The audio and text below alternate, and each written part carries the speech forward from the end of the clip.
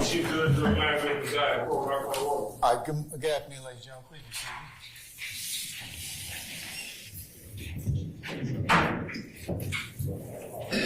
What's that?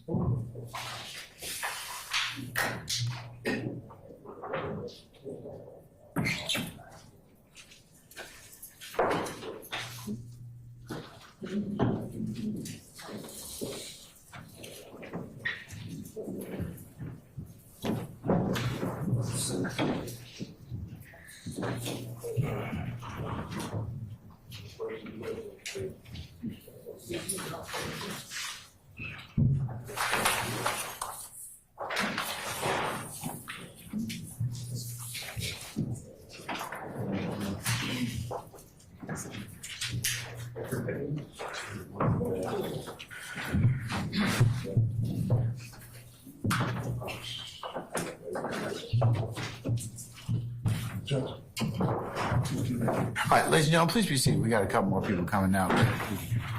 Be seated.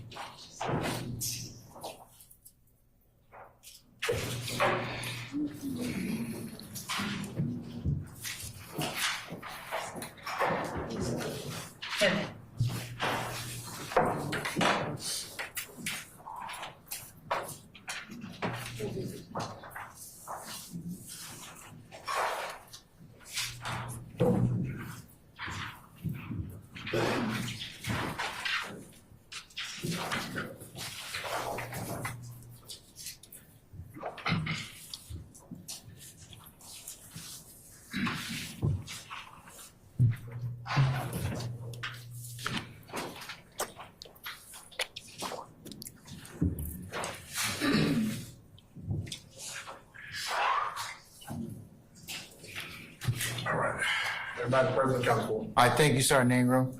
All right, Ms. Levy, you may continue with your examination, madam. Thank you, Your Honor. Mr. Stevens, we're almost done. Mr. Stevens, I'm showing you what has already been admitted as State's Exhibit 23, uniform. And I'll just ask you, is State's Exhibit you and this indictment contained herein, is this the indictment that you pled guilty to? Yes. And did you plead guilty to count one of this indictment? Yes. All right.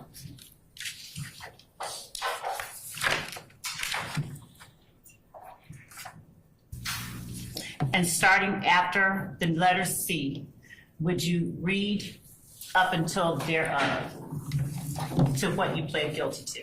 For the said accused together with unindicted co-conspirators in the state of Georgia and County of Fulton on or between the 24th day of January 2013 and the 8th day of May 2022 did unlawfully conspire to acquire and maintain directly and indirectly an interest in and control of United States currency and other personal through a pattern of racketeering activity in violation of OCGA 1614-4, and while associated with an enterprise did unlawfully conspire to conduct and participate in directly and indirectly such enterprise through pattern of racketeering activity in violation of as described below and incorporated by reference as if fully set forth herein contrary to the law of said state, the good order, peace, and dignity thereof. All right. Thank you. I am handing you now what has been admitted as State's Exhibit 16 uniform.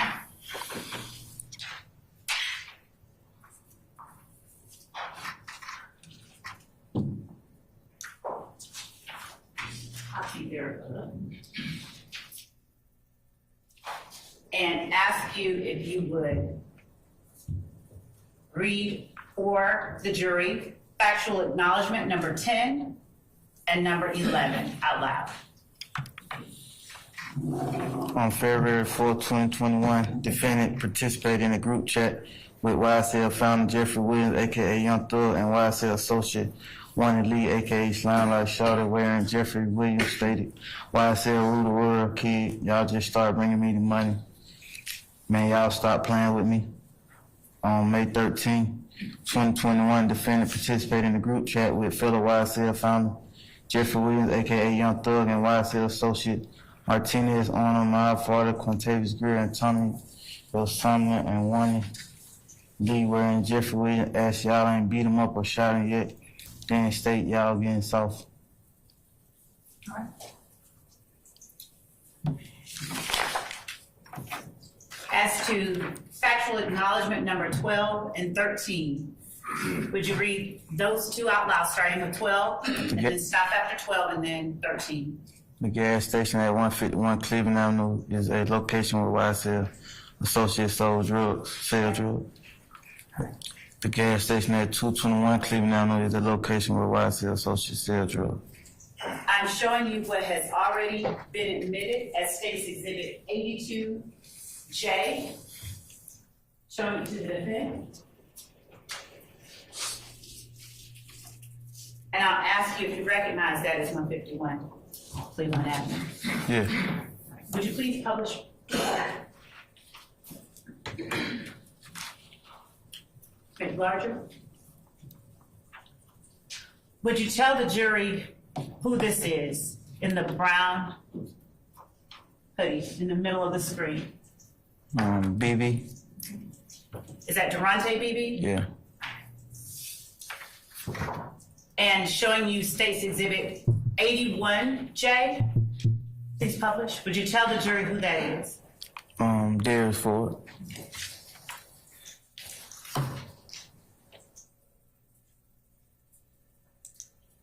And I don't want to get too far into it because I know he was close to you, but how did Mr. Ford die? He got shot. And Mr. McMillan? Yeah, he got shot too. I'm showing you now State's Exhibit 157N, as in Nancy, as in November. November.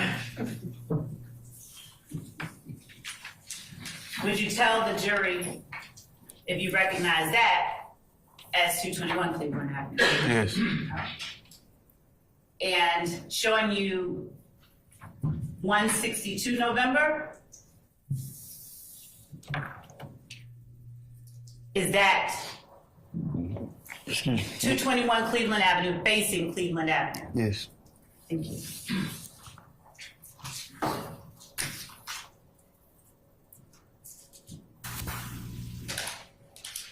Just one moment.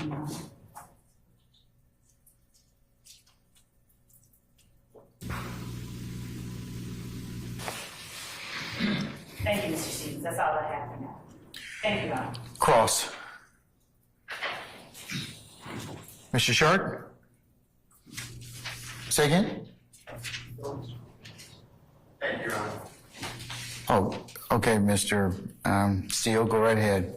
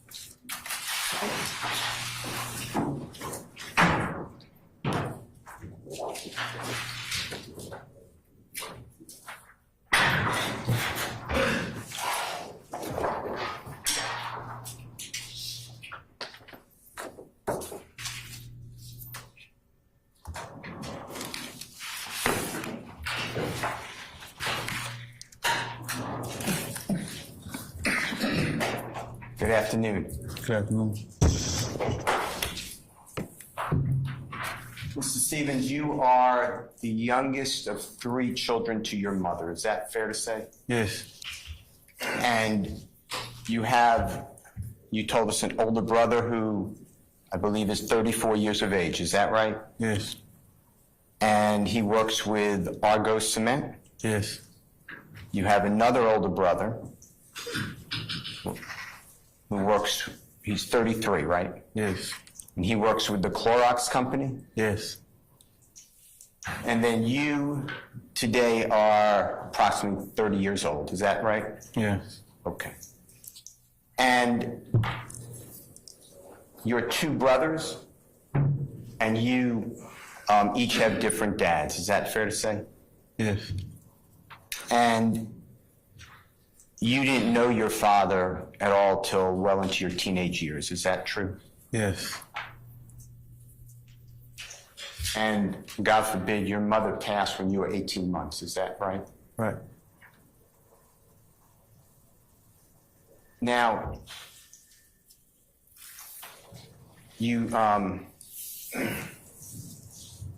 told the jury some of your upbringing, and it's always been in Cleveland Avenue area. Is that fair to say of Atlanta? Yes. And I'd like to talk about some of your education and what went on during school, all right? Yes. Do you remember, and I understand you're not good in math, so, you just tell me if this is right or not, okay? You remember being in the 6th grade, being about 11 years of age, approximately? Yeah. Somewhere like 11, 10, 12 years old. And you were born on April 26th of 1993. True? Yes. Okay. So if you're approximately 11, would you think through with me, would that be year like 2004 in the 6th grade?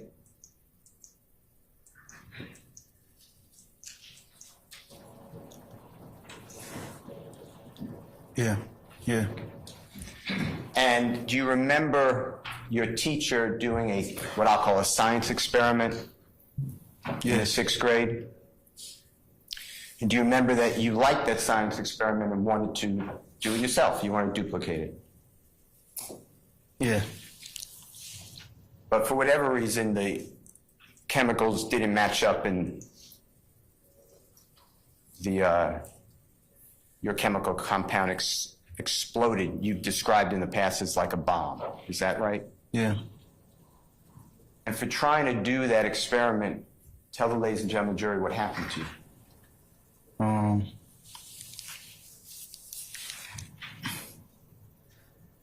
I was arrested and expelled from school. Is that the first time that you went to the what you called, I think you call it juvenile detention center? If not, just tell the jurors what you call it. Yeah, juvenile detention. And some of them may know what it is, but that's the jail. Yeah. And for juveniles, it's people under 17 and younger. Does that sound right?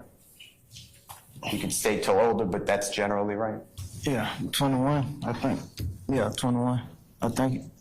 Could be up to 21 years of age and younger, right? Yeah. And you're in there at 11. Fair Yeah. to say? True. True. And before being taken into this juvenile detention center at age 11, you were living with your two brothers and your grandmother, your mother's mother, your grandmother on your mother's side. Is that true? Yes. And so, ladies and gentlemen of the jury know your grandmother, hardworking person, right? Yes. You still live with her. Is that at times? Is that true? Nah, I stay with her. And she worked most of her career at different laundromats. Is that true? Yes. And she would take in the clothing, she'd wash the clothing, she'd do whatever it takes in the laundromat, if you know what she did. Yeah. Okay. And because she was working so hard, if you remember, tell the ladies and gentlemen jury how many times she was able, I'm not saying she did it to be callous or mean, but how many times did she come visit you in that juvenile detention facility?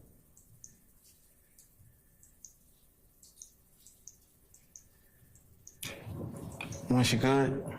Couldn't hear you. When she could. Would the answer be, and I understand when she could, but would the answer be 0? No. Okay. All right. Now, you spent approximately a year, is that true, in the juvenile detention center? Yeah. I was in and out of so my whole juvenile. No, I'm talking about just the first time. Oh, no, not the first time. Were you sent home or were you put into a group home? I eventually got sent to a group home. Okay. And tell ladies and gentlemen jury what a group home is. A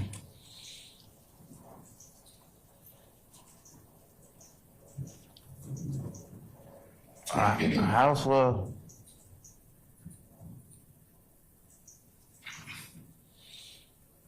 A group home.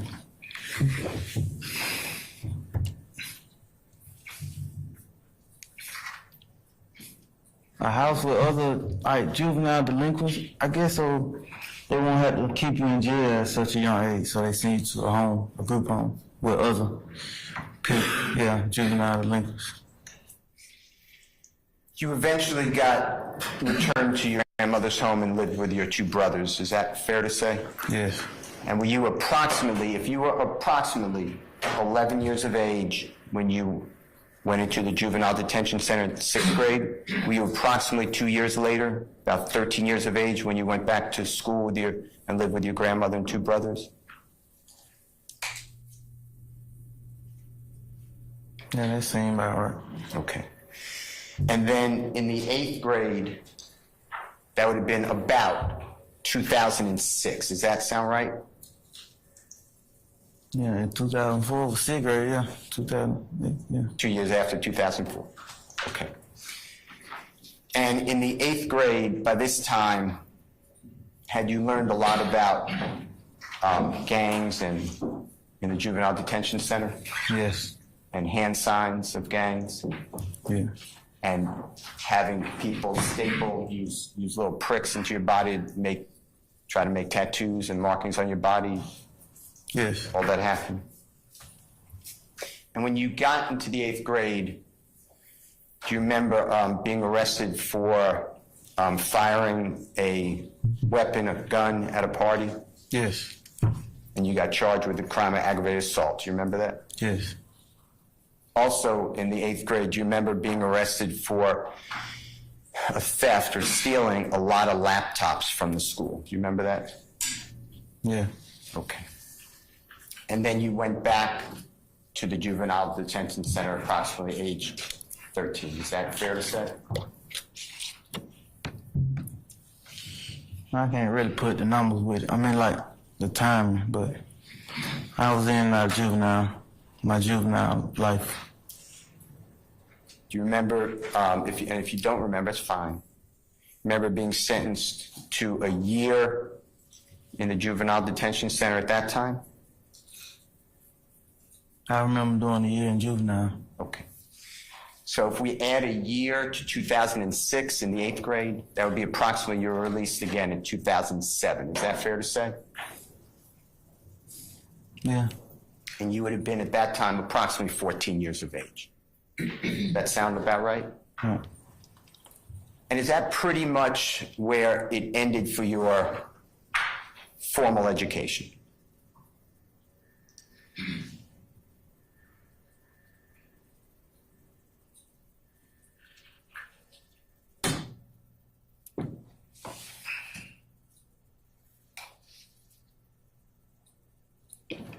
I went to high school. That what you asked me? Yeah. I went to high school. Okay. Now, in 2007, were you familiar with a place called Jonesboro South? Yeah. Can you tell the ladies and gentlemen, jury, what is Jonesboro South to you? A neighborhood by Cleveland Avenue. And were you aware, and do you remember if Jonesboro South ever closed, meaning shut down? Yeah. It's a housing project, is that fair to say? Yeah. And the city of Atlanta shut it down, if you know? I don't know how it got shut down. Okay. Were you aware they were shut down in year 2007? No, I don't know when it got shut down. Do you remember about the age of 14, Jeffery Williams first coming over to Cleveland Avenue area to live with some family members? You would be age 14.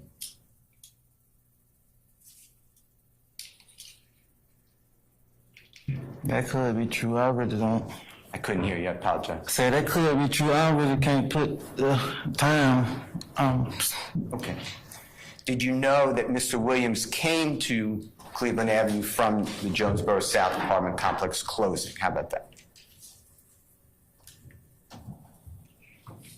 Were you aware he used to live in Jonesboro South? Yeah. Okay. And are you aware of Jeffrey's age compared to your age? Yeah. Do you know Jeffrey's date of birth? Yeah. Can you tell, ladies and gentlemen, jury? August.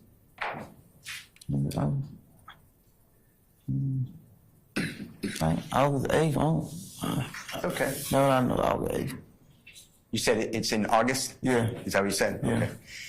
And what year compared to you, if you know? Nah. I better know the exact date. I don't know the year. That's okay. Is Jeffrey approximately a year and a half older than you? Yeah. Okay. Okay. Now, when you were back living with your grandmother and your two brothers, were there times that you were hungry? Did not have enough food? Yeah. Okay. And when Jeffrey was living in Cleveland Avenue area with family members, were there times that he did not have food, if you know? Yeah. Do you know how many siblings, that means brothers and sisters, that Jeffrey had living with him in Cleveland Avenue area approximately?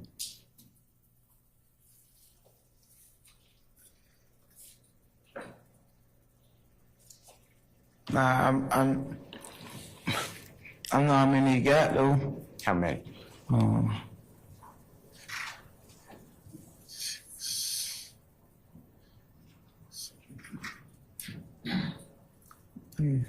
Six girls, 5 boys. Okay. So 11 total children? Yeah.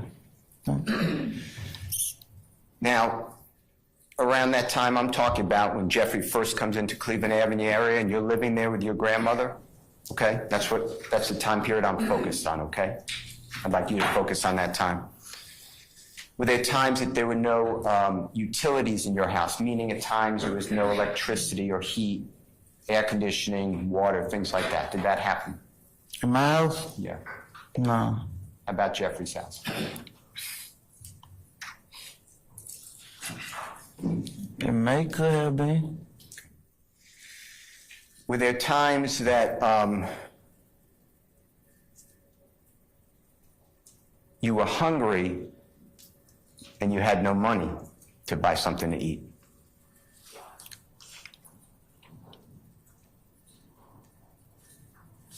Yeah, but it was because I ain't want to eat what my grandma had, though. Okay. And did Jeffrey ever share his last dollar with you to split food? Did that ever happen?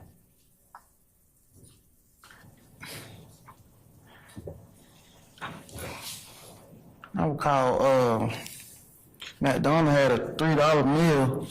Yeah, we used to pitch in and help out to get that one, the double cheeseburger with $3. Yeah, we used to help out with it, that. And you guys would split the meal. Is that fair to say? Or if somebody had the money, the other person would pay if there was some money. You know, $3. I'm sorry, go ahead. No, I'm just saying,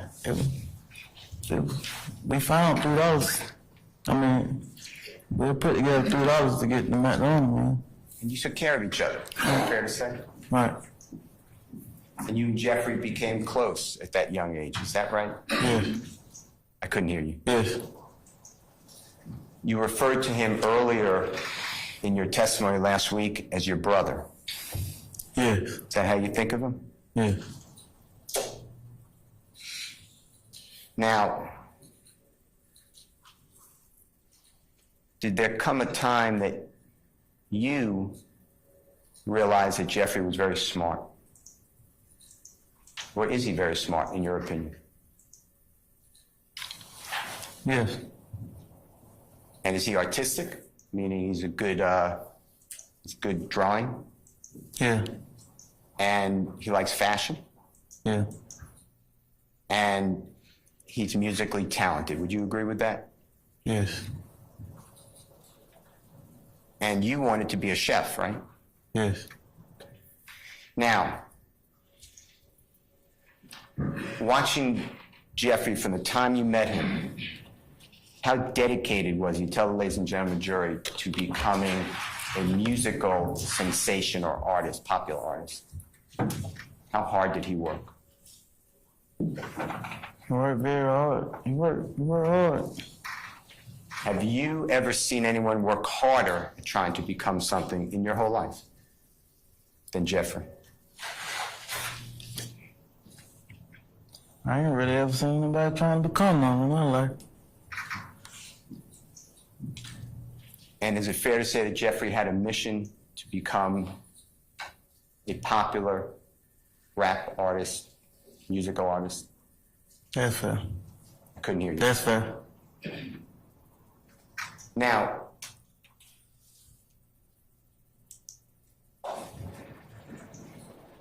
when Jeffrey was trying to become an artist and working hard, where would he go, or was it all the time that he was trying to learn how to speak fast, how to rhyme words, what to come up with? Were you there with all that? Were you watching him work?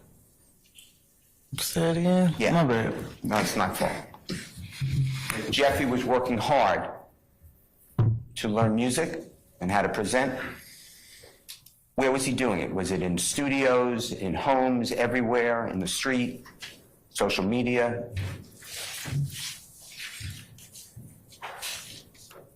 I want to say social media. Social media wasn't popular then, but yeah, home, studio, where we hung out at, yeah. Okay. And do you know who Jeffrey's inspiration was in music? Yeah. Tell the jurors.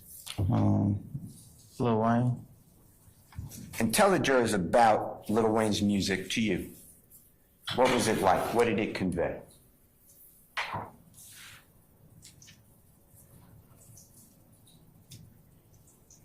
Convey? That's my fault. Let me ask some bad questions. Why do you like Lil Wayne's music?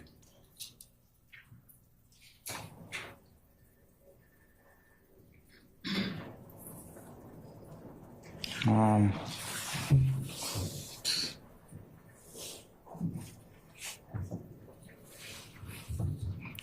don't know. The cadence. Okay.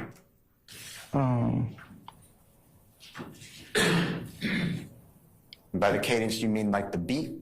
Yeah, his overall sound, his beat, his lyrics.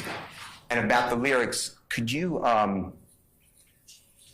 identify with what Lil Wayne was saying about the lyrics? Could I identify? Yeah, did that strike you as something that, yeah, I've experienced that, I've seen that?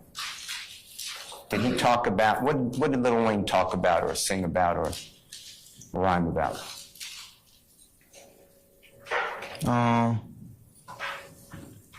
Growing up in projects and women and drugs.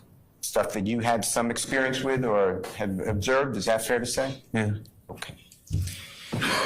Now, as Jeffrey was trying to promote himself, would you tell, ladies and gentlemen, jury, whether he copied, that's my word, Lil Wayne, tried to be like Lil Wayne? Yeah. Did Jeffrey sound like Lil Wayne?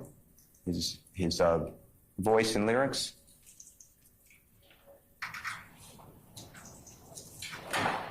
Yeah, he tried not to, but yeah, he did. I couldn't hear you. Yes. Did Jeffrey, did Lil Wayne have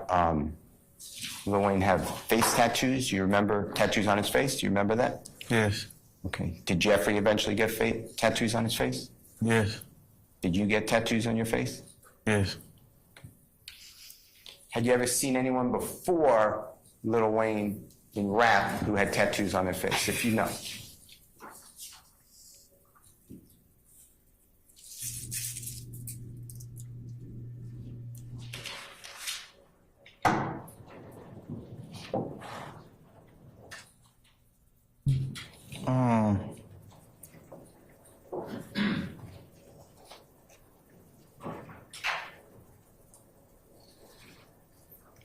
They weren't rappers, but they was on a rap song. Okay.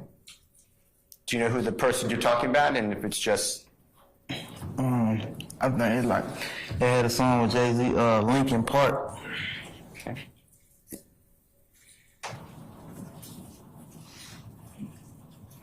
When you were growing up, did anyone ever get you any counseling? Did the state or the court or anybody ever get you any type of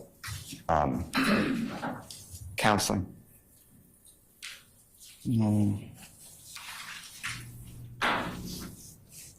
Or the police? Yeah, I got sent to Georgia Regional. I think that's like a counseling facility or something. Okay. How about after going to Georgia Regional? Anything else? I had caseworkers and stuff.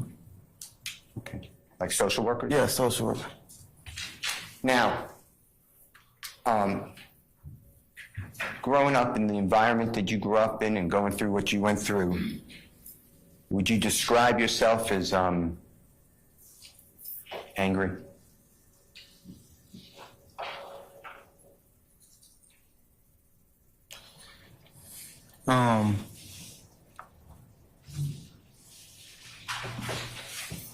Yeah, but I was already angry going into the environment though about my mom's situation though. About what happened to my mom. And I'm sorry. Were you taking any drugs, street drugs, not prescribed by a doctor? Yeah. Okay. Can you tell, ladies and gentlemen, jury, what type of drugs you were taking?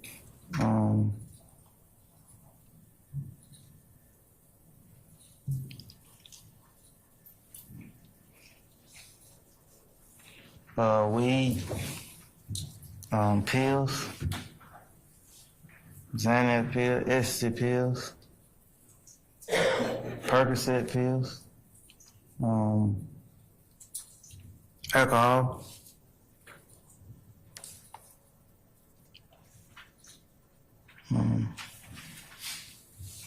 Yeah. And Jeffrey did drugs with you too, didn't he? Yes. Now,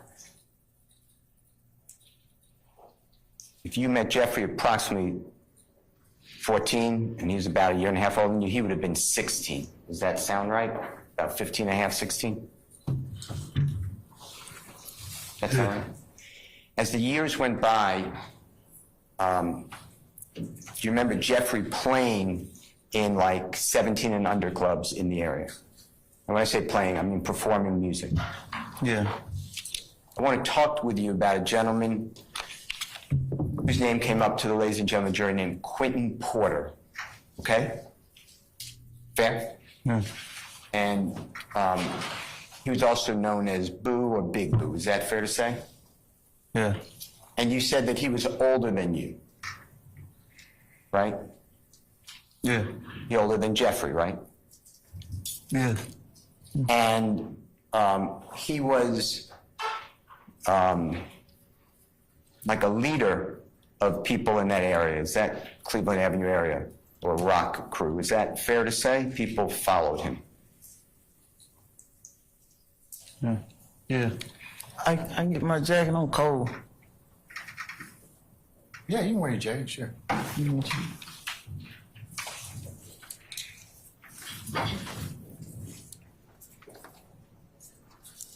And just for the ladies and gentlemen jury, the young lady who's handing that to the sheriff is your lawyer. I sustain the objection.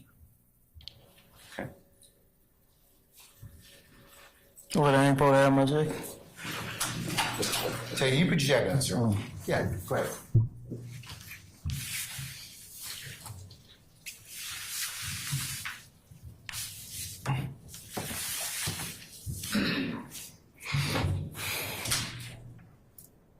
Can I ask you questions? Yeah. Mr. Stevens, who's the young lady who handed the sheriff the jacket?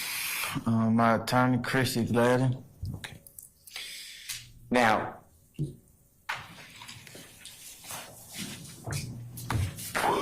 Mr. Porter or Boo, to your knowledge, did he help Jeffrey career?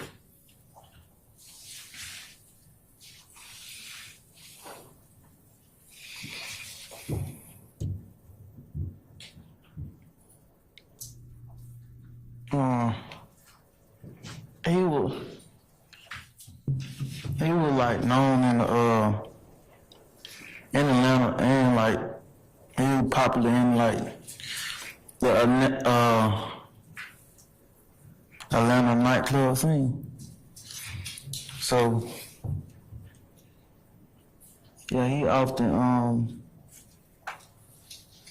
got us in the older clubs and stuff to get, yeah.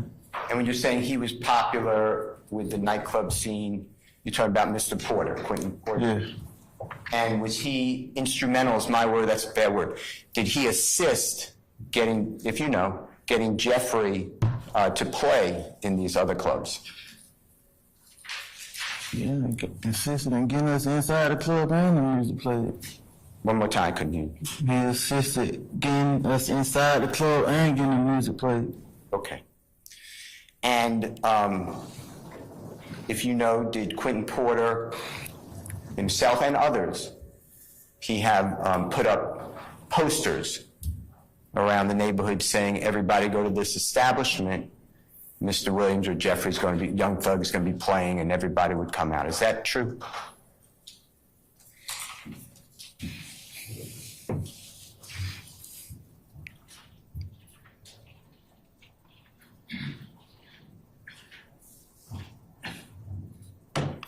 Nah, but he told everybody though. Okay. Yeah. if he said something at a party, that helped the party. One more time. If Boo said something at a party, that helped the party. If Boo said, Like, if he promoting a party or like saying something about a party, yeah, that helped. okay, so if Mr. Porter or Boo promoted this event Yeah, that Jeffrey's playing, people would go. That's in the what, event, yeah, that's what I heard you say. yeah. Okay. And was Jeffrey's music being played locally in the streets? Back when he was 16, 17 years of age? Yeah. And was Mr. Porter or Boo also would bring out a lot of people to watch Jeffrey perform? Is that true? Yeah, that's what I was just saying. Okay. Okay. Now, Mr. Porter was affiliated, he God forbid, is deceased. Is that true? To your knowledge? Is that true? Yeah. And he was affiliated with the Bloods. He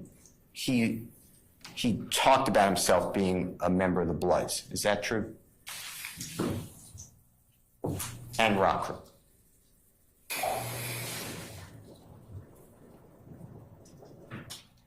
That man said, Quentin said a lot of things. Boo said a lot of things. Okay. Do you know whether you heard him say that he was part of the Bloods Objection. or Rockford? Hold on. What was the objection? It was hearsay. Not for the truth of the matter asserted. Rephrase your question. Hold on, wait a second. Hold on, just a second.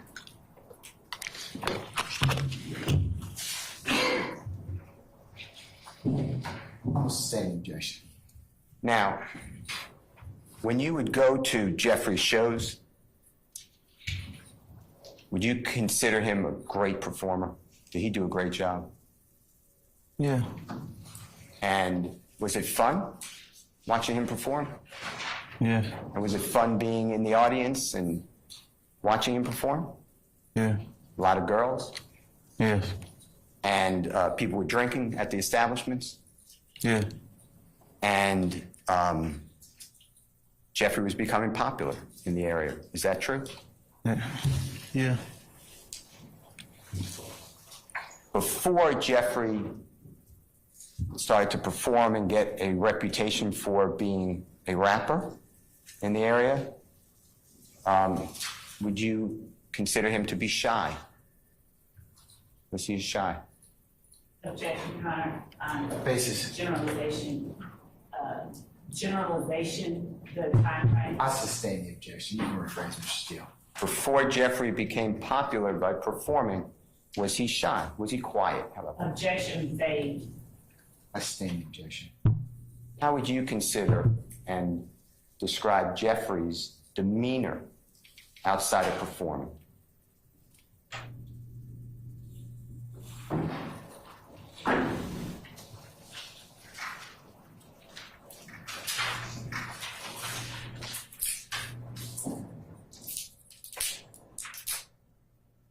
No, I feel like he was always thinking. He's always what? Thinking. Okay. Do you remember him when he did speak, covering up his mouth or putting his arm around his mouth? Do you remember that? Yeah. You remember his teeth being, in his opinion, I'm not saying they were, in his opinion, being Objection unattractive? as to speculation. I sustain the objection. Were his teeth perfect like they are today? Yes, sir. No, sir. Okay. Now,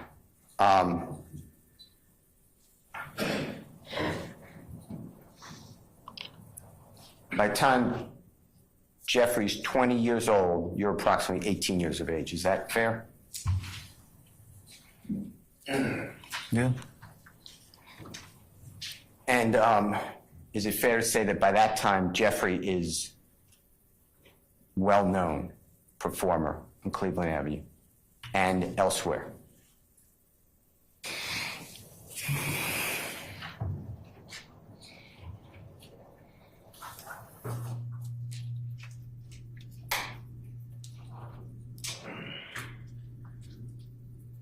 By the time I'm 18, Yeah.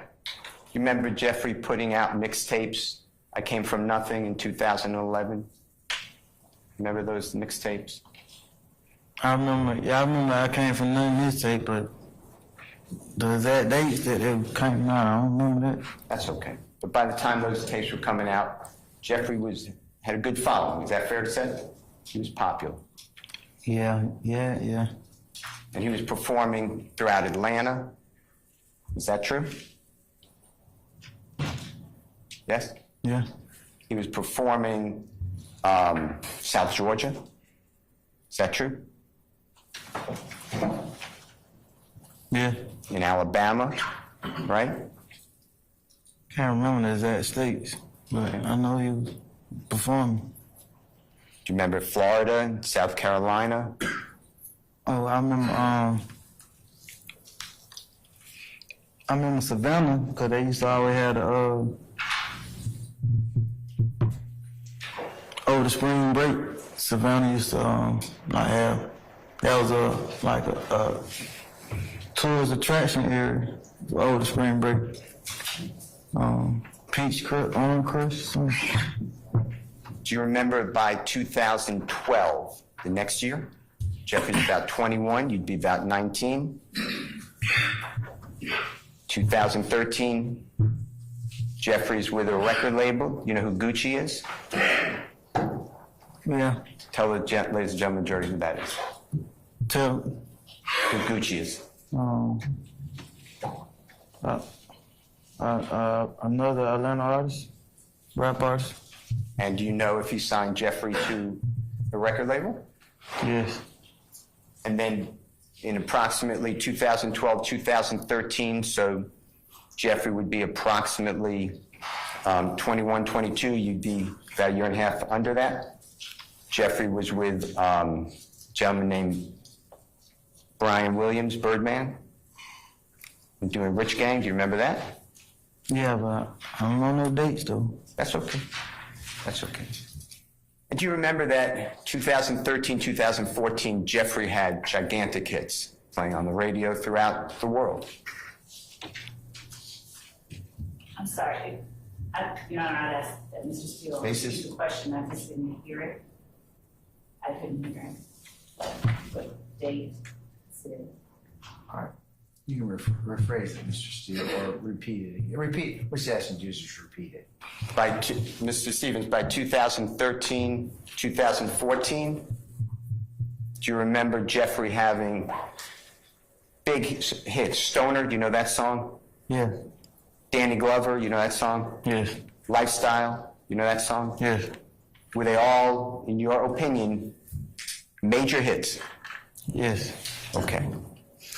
And by that time, Jeffrey's approximately 22, 23. You'd be a year and a half under, so you'd be approximately 20, 21, something like that. Does that sound right? Yeah. Yeah. Now, I'm sorry. No, go ahead. No, I did not mean to interrupt you. No, so you keep on saying the 2 year, every time his birthday change, mine change. Exactly. Was that it? Yeah. Okay. Do you remember during that time, 2013, 2014, seeing Jeffrey come up in magazines? People writing about him in Rolling Stone and Complex. Do you know what I'm talking about? Nah, I can't. I don't recall that. Do you remember him having followers on social media? Yeah. No. Lots of followers. You remember that? Yeah. And during all that time, from when you met Jeffrey to the time we're talking about, we stopped approximately 2013, 2014 for now. How many times did Jeffrey Williams ever commit a crime in support of Rock Crew, to further the interests of Rock Crew? Tell the jury.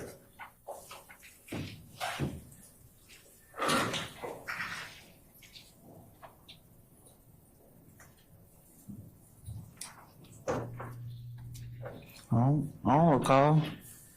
I don't recall. Does that mean no? Objection, Your Honor. I stand the objection. How many times has Jeffrey committed a crime? We're going to go up to that year because we're going to keep talking other dates, okay? How many times has Jeffrey committed a crime to further the interests of the YSL gang?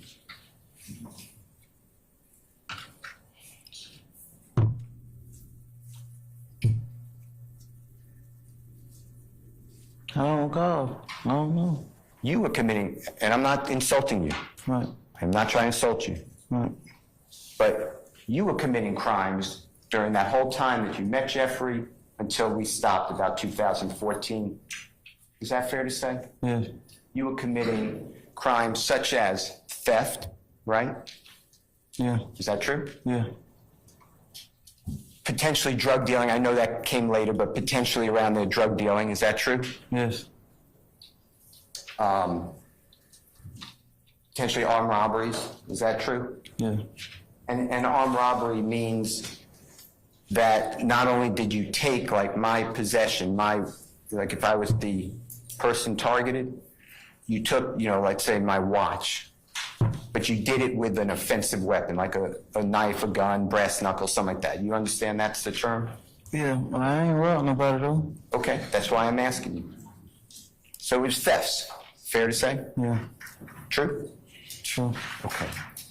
And you did that because you wanted instant gratification. You wanted whatever, the laptops, the jewelry, the car, whatever it was. You wanted it right then, right? I don't know why I did it. Okay. Now, when you said earlier that in approximately, and if you didn't use this date, that's fine. That's fine. Somewhere around 2012, 2013, 2014, something like that. You wanted to change from identifying as Rock Crew to a new place, YSL. Is that fair to say? You said something like that? Yes. And I know the dates are not perfect, and that's you made that clear. No one's trying to trick you. But can you tell in an age or in an event what possible year that was? And if you can't, just say it was around that time. I don't know. Oh.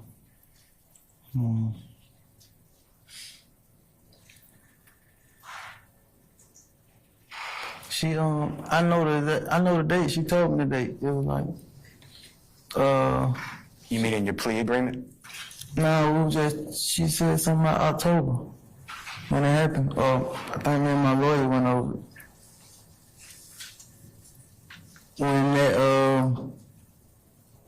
When that statement was made, Which statement are you talking about? that you saying that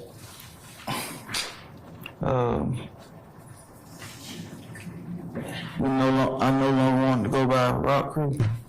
If that's not what you said, don't worry about what I said. I thought that's what you said. Yeah. Okay. You asked me about the date. Approximately. If for a year, a year or something like that.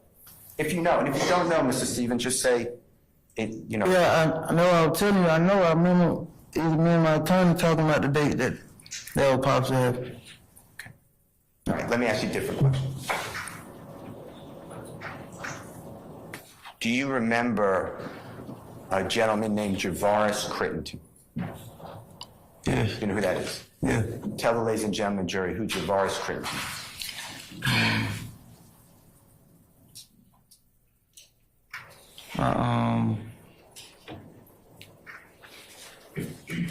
Who he is to me? Or One more time. who he is to me? If you know, what did he do for a living? How about that? Well, what was he known for? Did he excel at something? Your Honor, I'm going to object, foundation. I have him on cross, first of all. No, still, I sustain it. You can rephrase it. Do you know whether he excelled at a sport? Yes. What sport? Basketball. Okay. And was there ever a time that you found out, whether it's true or not, I don't know, whether you believe that Quentin Porter or Boo, or Big Boo, told Javaris Crittenton that you armed robbed him? Did you ever hear that? Yeah, I heard that. Okay. And is that the reason, tell the jury, that you wanted to separate from Rock Crew because you wanted to show that you were not happy with Mr. Porter?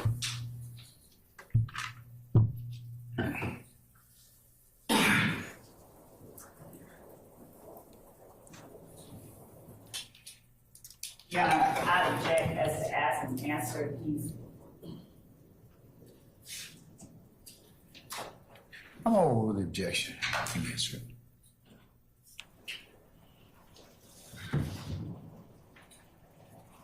Sir, you can answer the question. Yeah. Now, at the time that YSL was the label, the letters, whatever, the term that was chosen, my understanding that you were in a room. Your Honor, objection is to Mr. Steele's understanding and testifying. I sustain the objection. I'm on cross-examination. So what? You still can't testify, Mr. Steele. You were in a room, is that fair to say? It was it outside or inside? What's the start of the question? When you feel like and you remember that you were going to call yourself YSL, were you inside a building, a room? Were you outside at a park? Do you remember? No, I don't remember that. I couldn't hear you. No, I don't remember. Okay. Do you remember Jeffrey being there?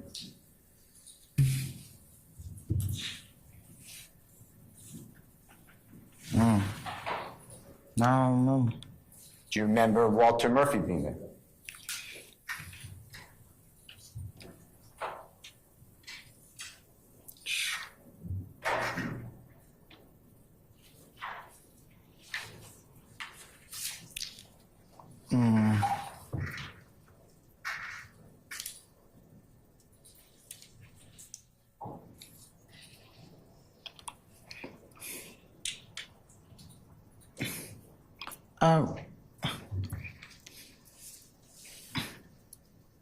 I already said I don't remember like the time or none of that. The time, no, I don't remember. And I'm not asking you about the time, but do you recall wearing a belt buckle with YSL on it? You ever wear a belt buckle like that? Yeah. Do you recall conversations saying you didn't want to call yourself Rock Crew anymore, and people saying, we're going to say YSL? You remember that on your belt buckle? Yeah. And with those people who were there, Jeffrey, Question. is that true? And if you don't remember, just say I don't remember. But you said at a room though. I don't remember like the exact place it was happening. Don't worry about where it was. Wherever it was, though. Yeah. Jeffrey was there, Walter Murphy was there. Yeah. Was Mr. Crenshaw there? Crenshaw? Mondo? Nah. Mondo. That's fine. All right. Now, Jeffrey, or you, knew that Lil Wayne, he would sing about like a record label. Do you know that? Cash Money, you know what I'm talking about? Yeah. Okay. And during that conversation, was Jeffrey, tell the jury, was Jeffrey looking for a logo, a record label to sing about, even though he didn't have one? Yeah. And it was decided YSL, and you had decided I'm not Rock Crew anymore, right? Right.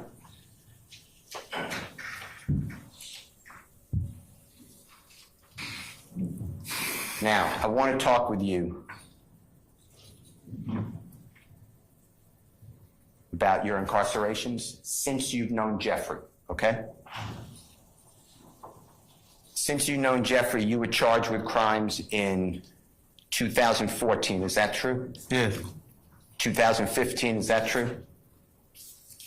Yeah. And then this indictment, 2022. Does that sound right? Right. If I left anything out, correct me. And there may be a couple of different crimes in those years, but those are basically the years. Is that true? Right. Tell the ladies and gentlemen jury, since you knew Jeffrey Williams and since he was popular and had money, you know he has money, right? Yeah. Tell ladies and gentlemen jury in 2014 how much money he gave towards your attorney fees. No. 2015. Tell the ladies and gentlemen jury how much money Jeffrey Williams paid towards your attorney fees. No. When you got arrested on this case, charging you as a co-indictee, that's a bad word. That's a bad word. Forget that. Charging you. Give me 1 second, okay? Your Honor, may I approach? You may, sir.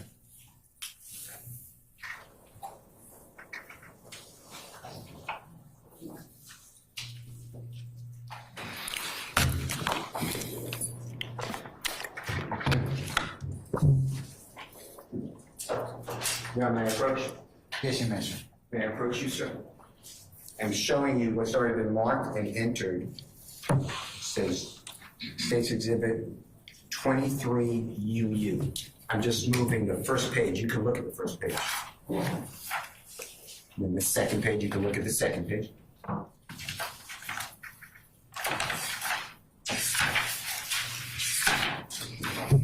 So the sixth page I'm showing you of that document. You can look the whole thing, but are you familiar with the indictment in this case that you pled guilty to in count 1? Yes. Okay. And Jeffrey's also named in that same indictment, fair to say? Yes.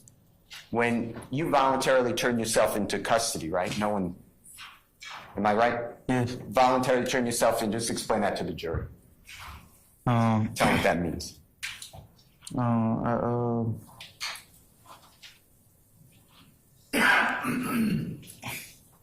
I got some phone calls from like family members saying that my name was on the news for an indictment, and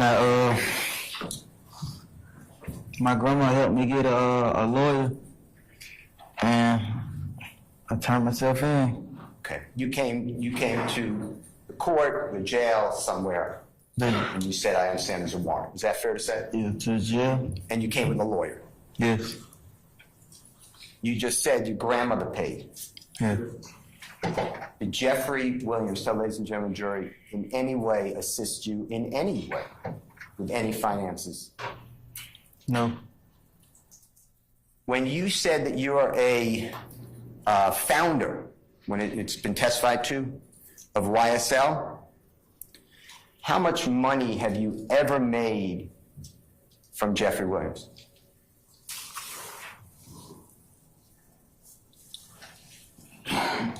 No.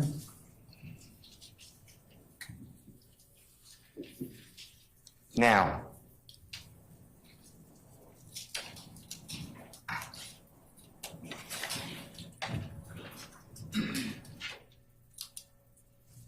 when you were arrested, when you turned yourself in and you had a lawyer, tell the ladies and gentlemen, the jury, who that lawyer was, who your original choice of lawyer was. Thomas Flugen. And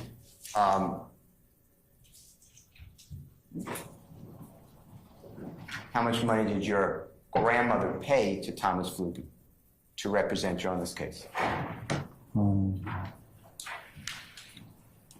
$50,000. Was that a large sum to your grandmother? Yes. And Thomas Flugen is not the young lady who handed you the jacket, right? Right. Tell ladies and gentlemen, jury, what happened to your representation with Mr. Flugen.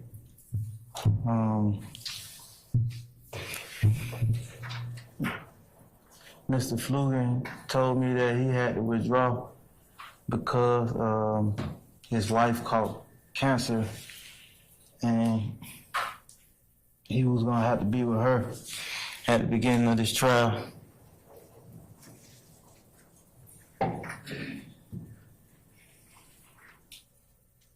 What happened?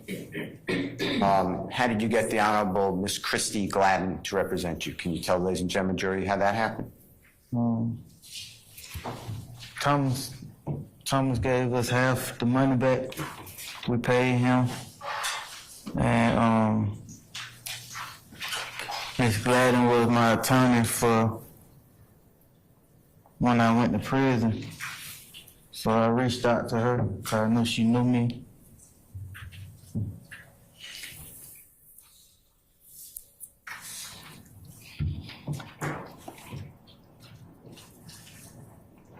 Now, when you were, after you turned yourself in with your lawyer, were you able to secure a bond? You know what I mean by bond? Yeah. Tell the ladies and gentlemen, jury, what bond is. When you've been charged with something and you get a bond, a bail. Okay. So, do you remember the date or approximate date you turned yourself into custody on this case?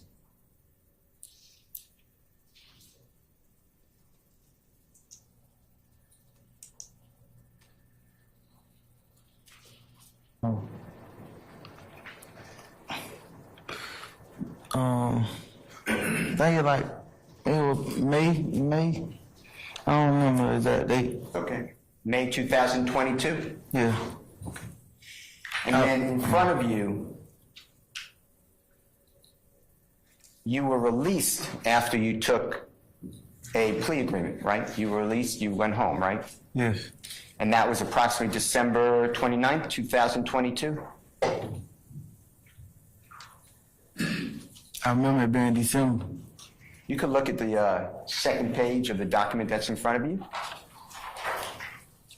I think the other way, so yes. Should have a date on it, should be, and look at it, make sure you know.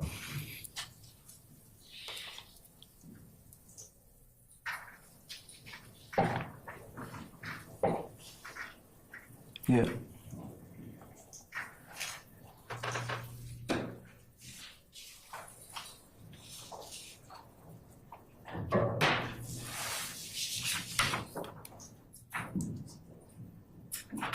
Oh, no.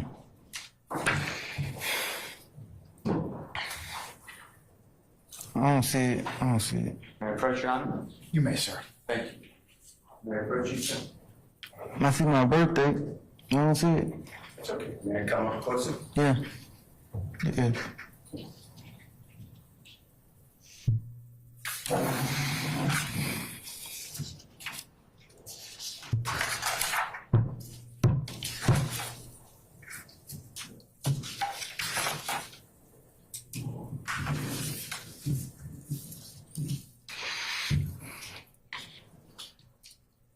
See, December 29, 2022. Yeah. So, I want to talk with you. You spoke a lot with the district attorney about your guilty plea being freely and voluntarily. Remember all those questions? Yeah. And do you remember that nobody coerced you? Do you know what coerced means, sir? I mean, I know what direction.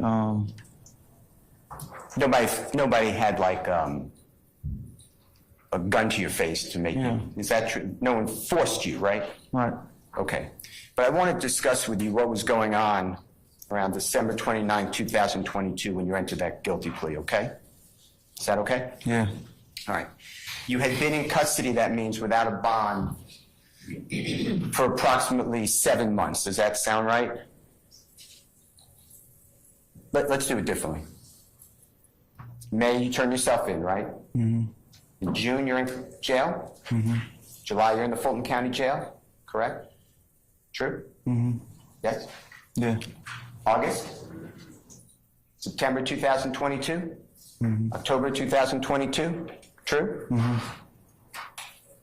November 2022? And most of December 2022. So approximately 8 months. Does that sound right? Yeah. Okay. And tell the ladies and gentlemen of the jury how many children you have. I got 3 boys, And can you give your ages? Their ages. 2 8-year-olds and a 12-year-old. And during the time that you're in jail, who were they staying with? Their mother. And how many mothers do the 3 children have? How many mothers? Yeah. Oh, they each have their own mother. Okay. And who was helping out?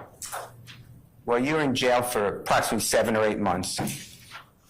Were you able to help out financially or emotionally any of your children? No. When you were in jail for approximately 7, 8 months, were you able to help out emotionally or monetarily any of your children's mothers? No. And your lawyer, the Honorable Miss Gladden, do you remember when you hired her to be your lawyer?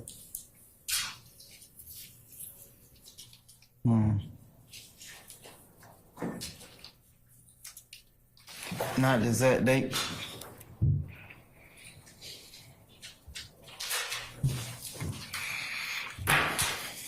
Let me show you what I'll mark as Mr. Williams number 16, and I'll fill in the others.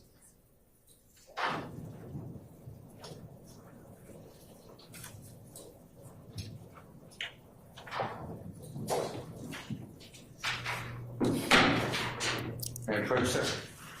Yes, you may, sir. May I approach you, Steve? I'm going to show you what I've marked as Mr. Williams number 16. Tell me if you recognize that document and if it helps you to remember the date that Miss Gladden became your lawyer. You want me to read it? To yourself, you can read it. Oh, yeah. Yeah. The date on here. Okay, that helps you? Do you recognize that document? Yes. Here, I'll move for the admission of Mr. Williams number 16. Your Honor, I'd ask how you recognize it. Yeah, lay a little more foundation, Mr. Steele. I'll sustain the objection. Do you recognize that document? Yeah. I'll read it. Said twice, Your Honor, yes. Your Honor, I'd ask how. So the objection was foundation. How does he recognize it? Sustain the objection. Okay. How do you recognize that document? I read it. You just told me to read it in my head. Okay. And is it from your lawyer, Miss Gladden? Yeah, yeah. And does it say that she's your lawyer? Objection, Your Honor. It's, The foundation has come from a witness, and this recitation of what may or may not be on the document does not form the proper foundation for his knowledge of that document. Can I see the document, please?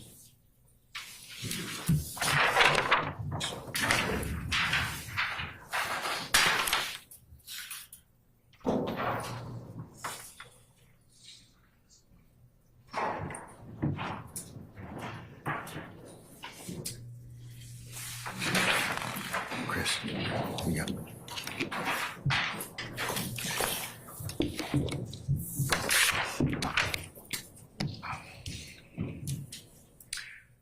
Mr. Steele, I'm gonna stand the objection as to form, or should say foundation, but I believe you can lay a little foundation. He knows what the basis of that particular document is.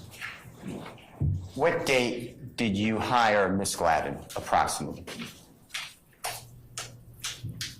do I look from the paper or from my another? Helps to refresh your memory, you can, but then testify as to what you know.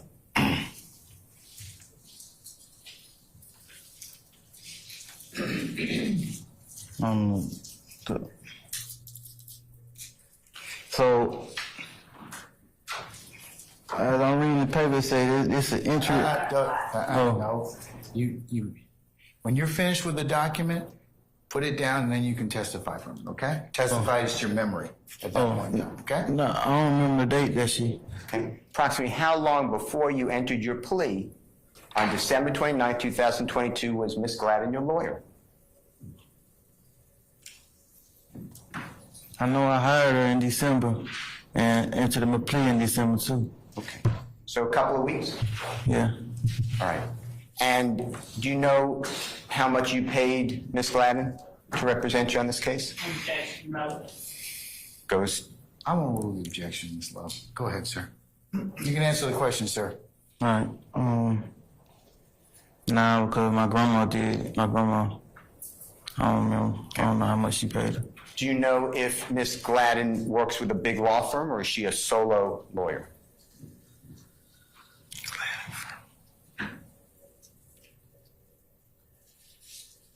I think her firm named after her. Her firm is named after her, Okay. so I think she got a firm. And does she handle other cases? Yeah. And do you know that from coming to court, you know the length of this case was estimated by district attorney to be a year trial? You aware of that? Yes. And you knew from the money that your grandmother paid, if you know the exact amount, if you don't, that's fine. Did you believe that Miss Gladden was going to represent you on that trial for a year? Objection, Your Honor, compound. I sustain the objections to form. You can break it down, Mr. Steele. How much discovery were you provided in this case?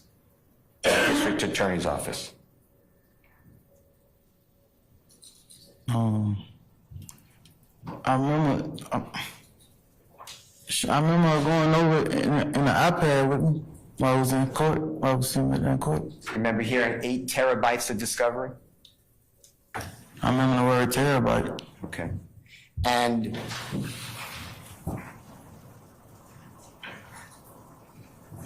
do you remember you could not get out on a bond? Yes. And you just missed Christmas? Is that true? When you entered this plea? Yeah. And the prosecution came to you and said you can get out of jail immediately if you enter this guilty plea with conditions. Is that true?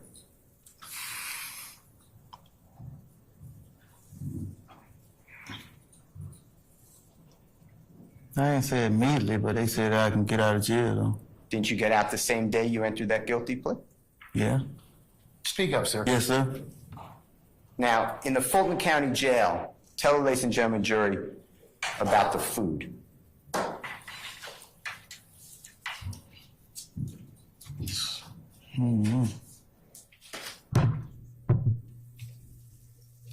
No, I ain't really eat it. Ain't noodles and stuff and tuna. But it's bad though. While you were in the Fulton County Jail, tell the ladies and gentlemen jury about people getting killed in the jail. Yeah, I was hearing about people dying. Yeah. While in the Fulton County Jail, how many times were you able to go outside in those 7 to 8 months?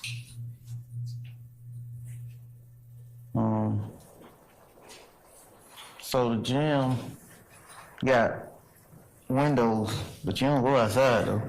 I couldn't hear you. You don't go outside. And is it fair to say, Mr. Stevens, the way you were living, there was urine? True? In the Fulton County Jail? Yeah. Mr. Stevens, pull the mic in front of your face so we can all hear you, okay? Speak in the microphone. Yes. There was feces. There was people's bowel movements. Yeah, from the toilet, yeah. How about outside the toilet? They got a toilet and yeah, that type still go on, yes. Okay. Vomit. Oh yeah, there was some vomit. You were living in filth, is that fair to say? It was pretty filthy. And you did have access to TV at times, right? Yes, But sometimes there was no TV, right? yes, And physical contact, like where we can shake hands with your family members, your children. Tell the ladies and gentlemen of the jury how many times that happened during those 7 or 8 months. no. And you were able to speak with friends or family on a video, audio, or a telephone line. Is that true? Yes, Between certain hours. yes, On certain days of the week, right? yes, And when you were on, let's say, the video, audio, it's a little screen, like an iPad, I guess, right? yes, it's like, yeah, But there's people around who can watch and overhear you. Is that true? yes, It's not very private, right? yes, Same thing with the recordings, the jail calls. You can make a jail call to someone at the jail phone, rather, from the jail, but also there's people around, right? yes, And the video, audio are recorded, right? You know that. yes, And the jail calls are recorded, the telephone calls, right? yes, So there's not much private conversation with your family or friends. Is that true? yes, You lost employment opportunities, right? yeah, I wasn't employed before I went to jail. Okay. I wasn't. And then when you were given this plea offer to get out of jail, I know that no one coerced you, that's forced you, put a gun to your face, God forbid. And you keep saying it's freely and voluntarily made, but it's under those conditions, right? Yeah, Now, if you did not plead guilty, you were facing 20 years in prison on count 1, RICO, right? yes, You are also a recidivist, which means that you would serve every single day of the sentence, the longest possible sentence. You realize that? yes, So when the district attorney asks you, is it freely and voluntarily made and no one put a gun to your face, except those are my words. It has to be put in context, right? You wanted to go home, right? right, Okay. Now, in your plea agreement, I'm going to show it to you. Can I approach? You may, sir.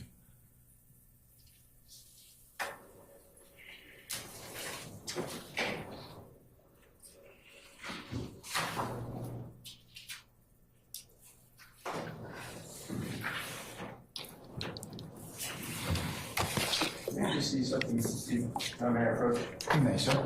I just see something and maybe attach it. Is that okay?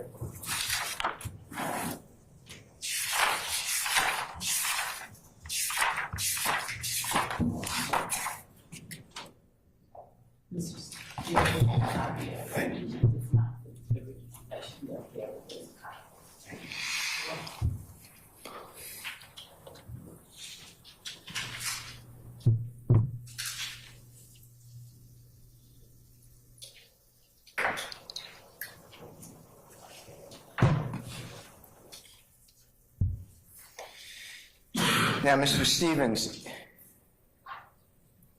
if you testify something contrary to what you signed on December 29, 2022 in this plea agreement, tell the ladies and gentlemen of the jury what could happen to you. if I testify something, Let me change it. Do you mind if Your Honor, may I withdraw that question? You may, sir. Thank you. Mr. Stevens, I apologize, that was a bad question.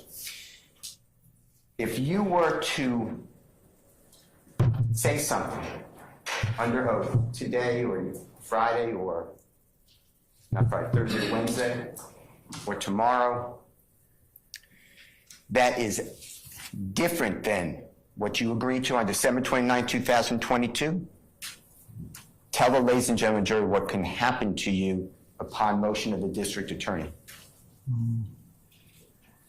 I can have my probation revoked. tell the ladies and gentlemen jury how long that probation is for. 8 years. And tell the ladies and gentlemen jury what it means to have probation revoked. That you will no longer be on probation and that you'll have to serve that time in prison. Now, when you were going through this factual acknowledgement,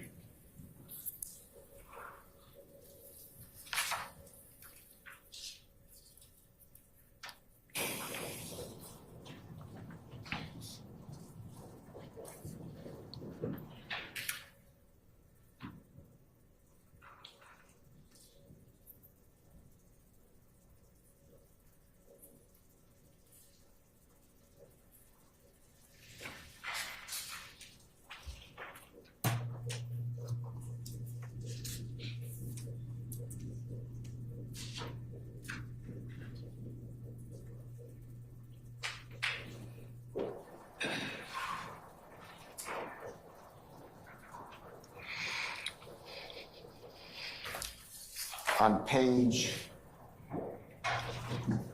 405, exhibit number. 16 uniform. Now, may I approach you with a copy of 16 uniform? You may, sir. Approach you, sir. Yes. I'm showing you, you can look at the whole document if you need, but I'm at 405, you see where I get that? Yes. Okay, and it's number 5, it's kind of in the center of the page. See where it says defendant sentencing acknowledgements? Yes. Read, if you don't mind, or I can read it if you'd rather. Make sure I read it correctly though. Read number 1, then number 2, and number 3 slowly and speak to the jury. I understand if I violate this plea agreement, the district attorney can and will use this statement during any judicial proceeding. I understand that if I violate any portion of this plea agreement before, during, or after the initial trial of this case, I am subject to having the entirety of my sentence revoked to prison. I understand that any violation of this plea agreement may result in my entire sentence being revoked and the district attorney will,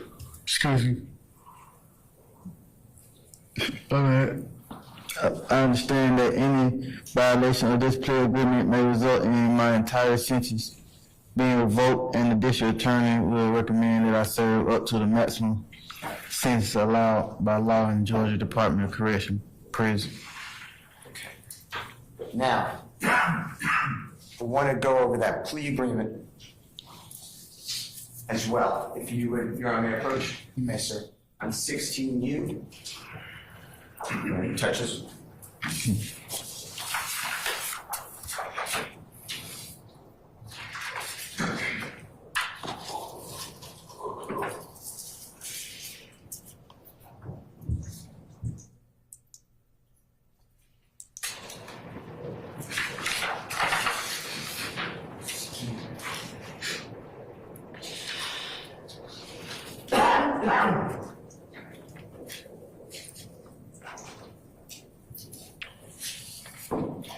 It's on page 2 or 5. I'm getting that from here. And it's on number 4. You see where it says defendant's factual acknowledgements? You see that? Read, if you don't mind, to the jurors factual acknowledgement number 1. Young Slime, like aka YSL, is an organization made up of 3 or more members or associates who share common identifiers that include but are not limited to colors, hand signal, and terminology who have committed crimes intended to increase the notoriety, street credibility, and reputation of YSL. In number 1, when the district attorney, who prepared that document, by the way? When I say that document, 16U. Excuse me.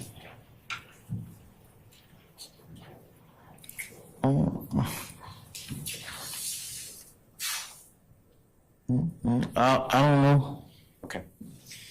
in number 1, does it say anything about Jeffery Williams doing anything to promote the interests of the gangs on what you just read?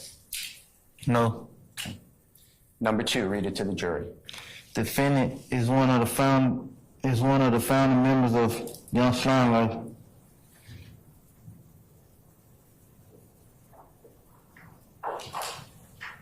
Number 3. Defendant committed aggravated assault as alleged in Act 1 by brandishing a gun at an undercover police officer that was surveilling a vehicle that was hijacked from a woman. Nothing to do with Mr. Jeffery Williams, right? Right. Okay. Number, I think we're up to 4. In October of 2014, defendant was arrested with a red bandana and defendant was observed with a YSL tattoo and the Cleveland Air Rock Crew tattoo amongst other tattoos. Okay. Number 5. When asked by law enforcement about defendant's YSL and Rock Crew tattoos, defendant truthfully advised law enforcement that defendant is a member of a gang called Rock Crew, but the group is no longer going by that name and now goes by YSL, which originally stood for Young Slime Life. Okay. Has nothing to do with Jeffery Williams involved in furthering the interests of a gang, does it? No. Okay. Number 6. Defendant advised law enforcement that YSL originally stood for Young Slime Life, but the group began calling itself Young Successful Lifestyle after Jeffery Williams, aka Young Thug, signed a record deal. Jeffery was becoming very successful, true? True. Number 7. The statements defendant made to the police about Rock Crew and YSL are reflected in Section 3 and Section 4 above and are true and accurate. Nothing about Jeffery furthering the interests of any gang, right? No. Okay. Number 8. Defendant has been accused of and arrested for robbing women. Okay. Number 9. Defendant is the person referred to as Tick in the song by Young Thug entitled Ill in the verse She Getting Robbed by Tick. And ooh is EWW. Is that fair to say? Yes. You know that song? Yes. Okay.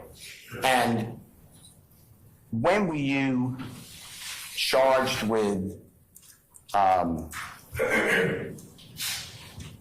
robbing a woman? Do you remember the date?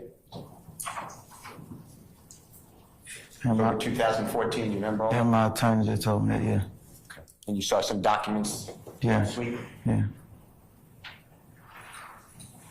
Were you aware that who was created in the spring of 2014?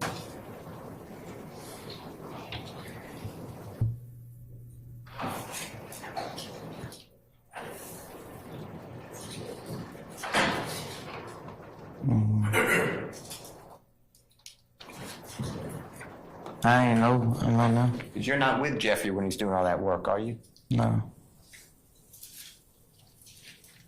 Number, you help me here, but I believe it's number 10. And if I'm wrong, just correct me. Yeah, number 10. On February 4th, 2021, defendant participated in a group chat with fellow YSL founder Jeffery Williams, aka Young Thug, and YSL associate Wendy Lee, aka Slime Like Shuttleware, and Jeffery Williams stated YSL rule the world, kid. Y'all just started bringing me the money. Man, y'all stop playing with me. Okay. I want to show you, if you don't mind,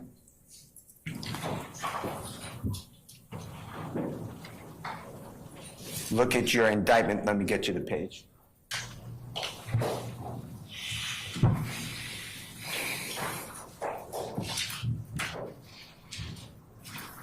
What date was that, Mr. Stevens, on number 10? February 4th, 2021. And is that over at 127? If you don't know, that's fine.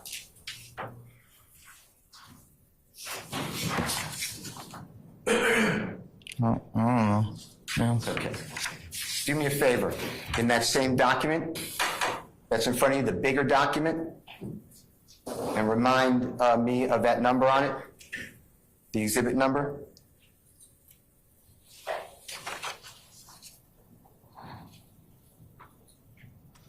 Um, 23. Yeah, you. Okay. And if you could turn to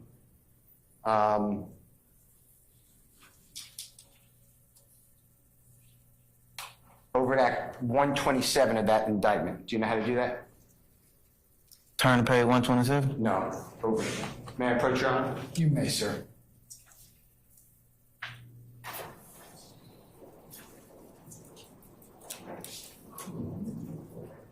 Mind if I just take it for a second? So this Oh, is... all right. I see your number. Yeah. Yes. Yeah. You want to do it? Yeah. 127. And just tell ladies and gentlemen, jury, what page that is of that indictment, please.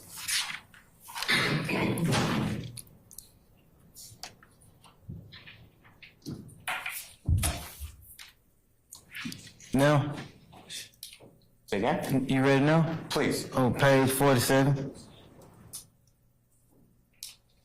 I'm going to show you what I've already shown to the Honorable District Attorney, what I'm marking as Mr. Williams number 17. 17. Second. May I approach, sir? You may, sir. Mr. Stevens, do me a favor. I'm not showing to the jurors on purpose. I'm not trying to be rude. But just do me a favor. Just make sure that this is the same thing verbatim so the jurors can then see it. And verbatim is a bad word. Make sure that what I'm showing you is Mr. Williams number 17 is what's written in number 127. Okay.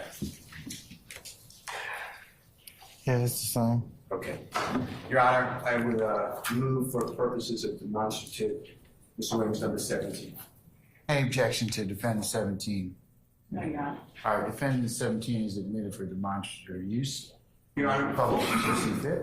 and may I use that easel if you don't mind, Your Honor? Which one? That's behind Mrs. Stevens. You may, sir. Thank you.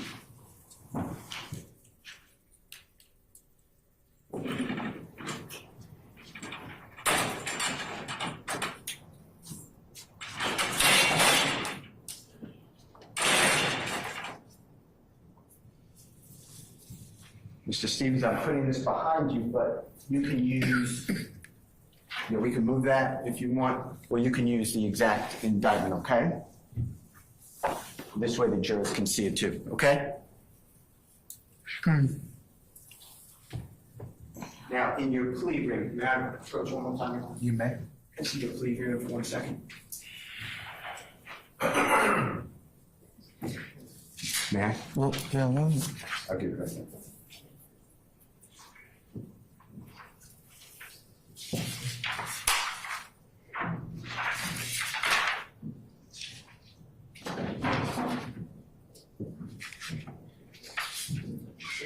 And this is number 10 in the plea agreement, okay? If I'm wrong, just correct me. All right. Now, I'd like to show, you're familiar where this comes from, this excerpt comes from, aren't you? yes. And this is a chat, right? This is a private chat. You know what I'm talking about? Yeah. And is it on Instagram? Yes.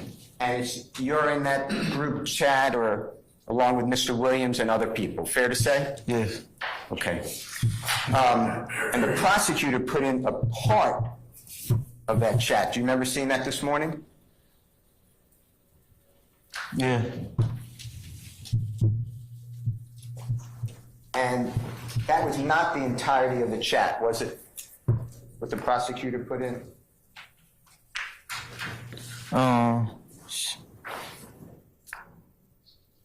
She did show me. It was,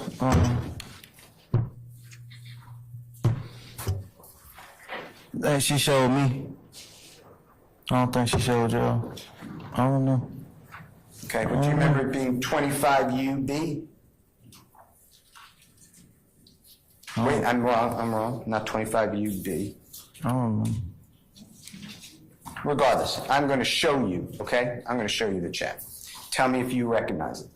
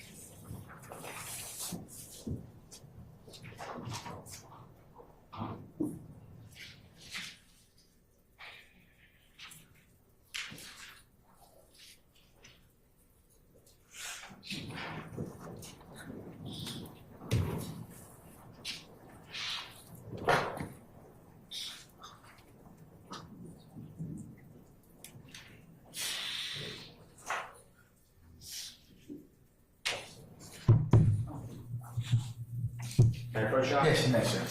I'm going to show you what's been marked as Mr. Williams number 2. Take a peek at that. Tell me if you recognize that. It should be a 2-page document.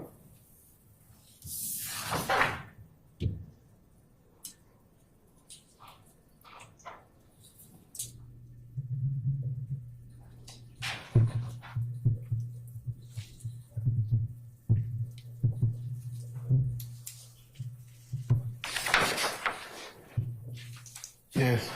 Okay. Your Honor, I move. Yes. I heard you, and thank you, sir. Your Honor, I move for the admission of Mr. Williams number 2. No objection at all. All right.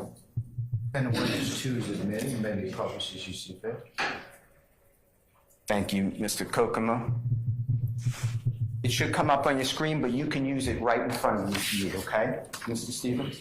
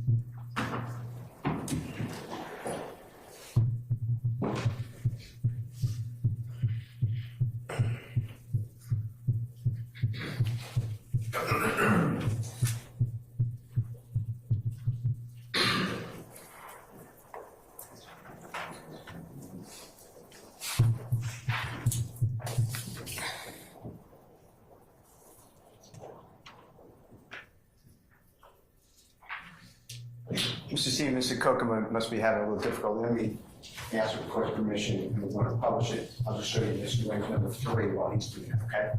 May I approach, Your Honor? You may, sir. Tell me whether you recognize that marked at Mr. Williams number 3. You recognize what that is?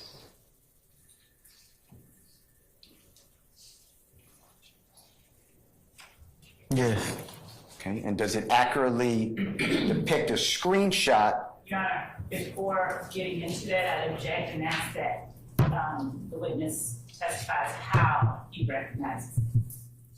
I stand as to form. You lay some more foundation, Is sir. that part of the chat? Yes. Okay. And I know it's a piece of paper, but is that a screenshot of what was attached to the chat? Yes. Okay, Your Honor, I will move for admission to number 3 of Mr. Williams. Any further objection, madam? I don't know that he testified that it's an accurate depiction, so I'd ask that the more foundation be laid. All right. I think he testified it's accurate of what No, was. you didn't ask him that. Is it an accurate depiction of a screenshot of what was attached to the chat that we're talking about? Is it an accurate depiction? Okay, these are bad words. Is it accurate as to what was attached to the February 4th, 2021 chat as an attachment?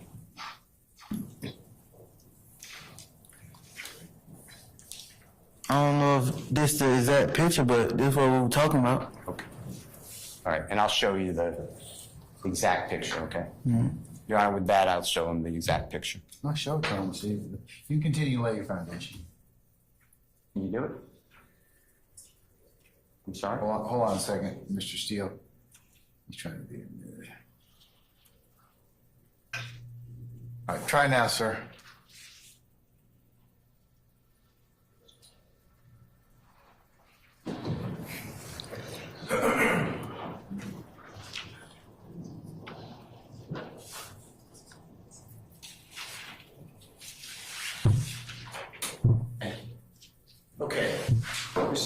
what's up on the screen is now Mr. Williams number 2. Is that fair to say? Yes. Okay, and we'll just start at the top of this page. Do you see the page number on Mr. Williams number 2, what it says on the right-hand side? Yes. What, just announce it just so we know that we're looking at the same thing. Number 2. On the screen. Oh, yeah, it say 1603. Okay, and then do you see the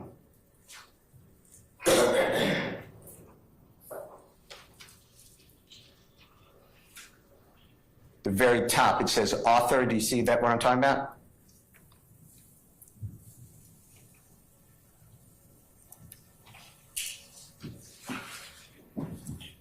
Yeah. Okay. Yeah. And who is underscore all hundreds.rel, if you remember? Yes. Who is that? A guy from the neighborhood named Real. Name what? Real. Rev? Real. Real. Rel. Okay. Rel. R-E-L. Yeah. Okay. And then what was the date this was sent? Do you see the next line? So the 3rd, March the 2nd, 2021. Okay. Could you, and it's fine, but could it be February 3rd, 2021? Yeah, I don't know. I was just reading left to right. Okay. Okay. Madam. And the next line, it says body, you see that? Yes. And what is body, if you know, in this type of chat? Okay. Thing like the subject or something. Okay. And what does it say? I like 50. Do you know what the rectangles are next to it by any chance signify? No. That's okay. And then the next author, one plenty with 2 Y's, you see that? Yes. And then that's sent the same date, Yes. 2/3/21. Yes. And then it says Floyd got him beat. You ever see that? Yes. Do you know what that's referring to? Yes. Tell the ladies and gentlemen jury. I think 50 Cent and Floyd Mayweather was talking about fighting or something. One more time. I think entertainers 50 Cent and Floyd Mayweather were talking about fighting. Okay. And Floyd Mayweather is what is he? A box. All right. Next one is again, plenty. You see that with the 2 Y's? Yeah. And you see the date again, the same date? Yes. And then the body, you don't have to use the curse word or the N word, but you see where it says this S, mom, kids. So I hope N ain't going outside and talking. I can't speak for the other chat because I'm not on it. I'm glad you good slat. You see that? Yeah. And you know what that's about? I don't know. Who are mom's kids? Huh? Who are mom's kids? That's the name of the group chat. Okay. The next one is, you see where it says Young ZU? Yes. Okay, you know who that is? Yes. Who is that? Another guy from the neighborhood. Okay, you see the same date? Yes. And then Young sent an attachment. You know what that means? That you sent an attachment? Yeah. Tell ladies and gentlemen jury what that means. I mean, someone sent a picture. Okay. Then the next one is, again, Young ZU. You see the same date? Yes. And then, will you do this is what's written, right? Yes. And then the next author is you, correct? Underscore one slug? Yes. And it's the same date? Yes. And you see what you wrote? Yes. And tell the ladies and gentlemen jury what you wrote and what you're talking about, if you remember. Let's say he posted in the chat. He sent me some. I really don't know. Some. Okay. Is Guttis a person? Yes. Okay. And you wrote that, say he saw it in the other chat, he's seen it himself, right? You're talking about seeing some picture or item? Yeah. All right.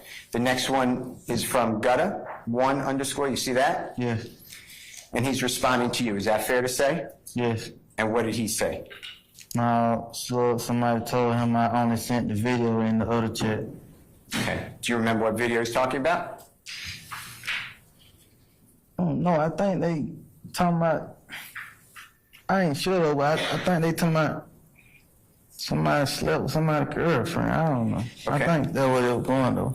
Okay, the next one is, the author is Booley, double Y1, you see that? Yeah, Now we're on the next day, you see that 2/4/21? yeah, Okay, and then you see what it says, date created, it says unknown, yeah, and above that says body, Instagram user sent an attachment.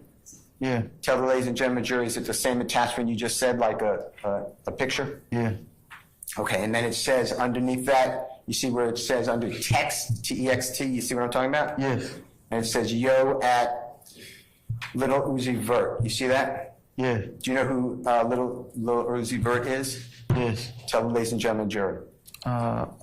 Entertainer, rap artist. Okay. And do you see the next one, URL? Yes. It gives an Instagram. Yes, Okay. The next one is author 4KT. You see that? yes, And you see it's the same date of February 4th, 2021. yes. And what did he write? This real? Okay, I want you to think about it. Do you know what he's referring to? Yeah. Tell the ladies and gentlemen jury what Forte is talking about. He sent, he was talking about an image of the little Uzi Vert. He had implanted a diamond in his forehead, and he was asking, did anyone know if it was real or not? The next one, again, is Forte. You see that? Yeah, And it's the same date of February 4th, 2021. You see that, sir? yeah, And then the body, that N, Uzi Crazy, and then the rectangles. yeah, F it, I guess, when it's up, it's up. You see something like that? yeah, All right. The next one is again under underscore all hundreds, rel. Dated the same date. That boy take a punch in the head, it's over. You see that? yeah. And what, if you remember, is that referring to? The diamond implanted in his forehead. And whose forehead? Uzi Vert. Okay. And the next one again is for KT. You see that? Yes, And the next one is same date, is all hundreds. You see that? yes, And then you see what it says on the body? yes. What does it say? The proof sent an attachment. Okay, is that the same thing, a picture or video? Yeah. All right. On the next page, you see on the upper right corner what page number that is? Yeah.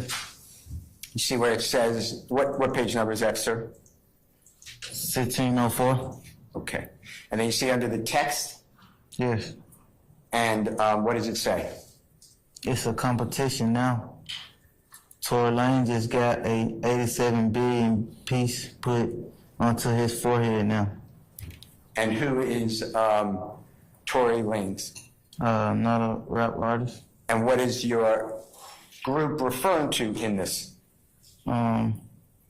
That he supposed to put a diamond in his forehead, implant in his forehead. Mr. Steele, can I ask you to pause just a second? Sure. Ladies and gentlemen, how about a break? Okay, all right. Ladies and gentlemen, we're gonna take a break. Plan on coming back a little right before 4 o'clock, and then I'll let you know what the rest of the day will lead for you. Okay? All right. So remember my admonitions. Can ask you to retire to your headquarters. All rise.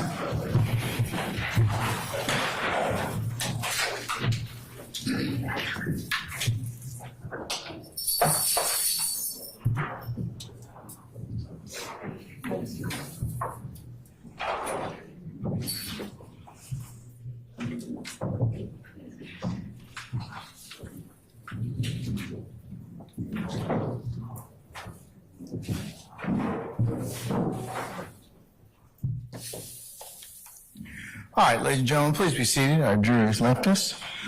All right, we're going to be in recess till a little before 4 o'clock, okay? All right. All right, we're in recess. Yes, Mr. Stevens, you can step down, take your break, don't discuss testimony, anybody.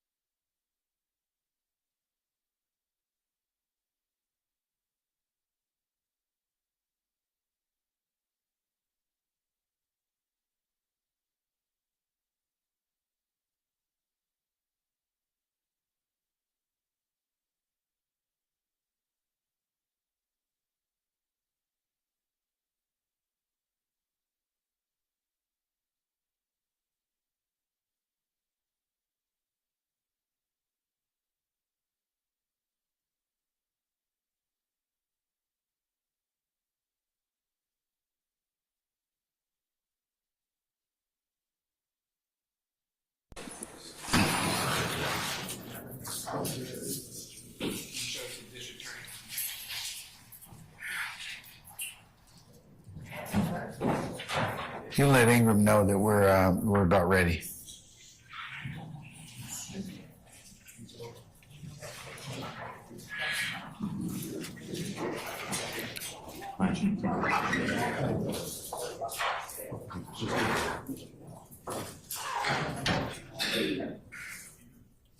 All right, can we have let's see, Mr. Stevens rejoin us, please?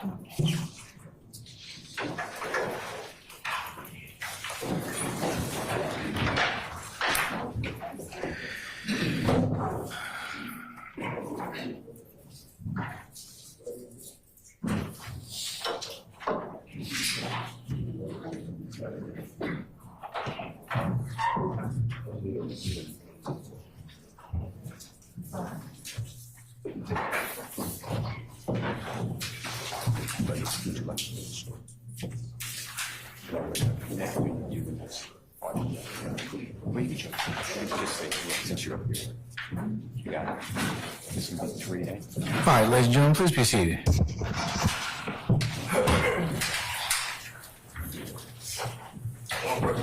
All right, thank you, Sergeant Ingram. All right, ladies and gentlemen, just to give you kind of a little planning, we're going to go for probably a little less than an hour or thereabouts, and we're going to recess for today and for the day, and then I'll tell you what we're going to do tomorrow. Okay? All right. Mr. Steele, whenever you're ready, whenever you get your AV set up, you may begin, okay? Yes, sir. And, All right. Your Honor, with the court's permission, can Mr. Kokomo approach Mr. Stevens and show him the exhibit on the computer? As long as he doesn't make any furtive movements, he'll probably be okay, right? Do you understand what furtive means? Okay, don't worry about it. Just there's no sudden movements toward our witness, okay? All right, come on up.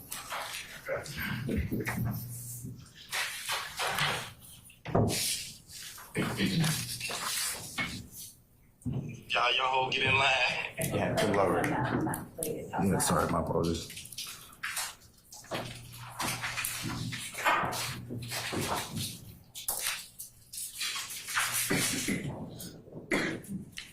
Mr. Stevens, did you see those two items that you were just shown by Mr. Kokomo? Yes. And do they fairly and accurately depict what was depicted on the chat that we're going through, which is, I believe, Mr. Williams, number 2?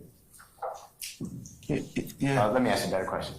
Is that part of the chat that we're talking about? Yes. Okay, both of them. Is that fair to say? Yes. Your Honor, I will move. I'm not up to it yet, but I will move for the admission of, and I believe I marked it, Mr. Williams, number 3.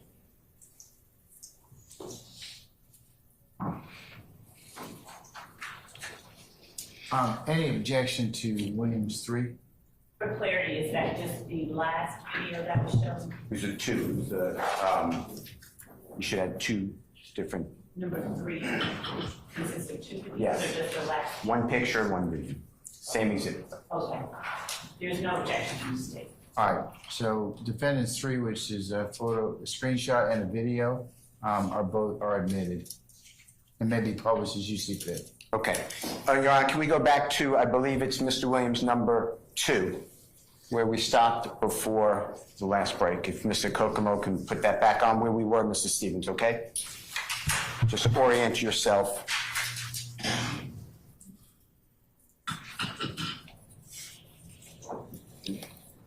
We're just waiting for it to come on the screen, okay?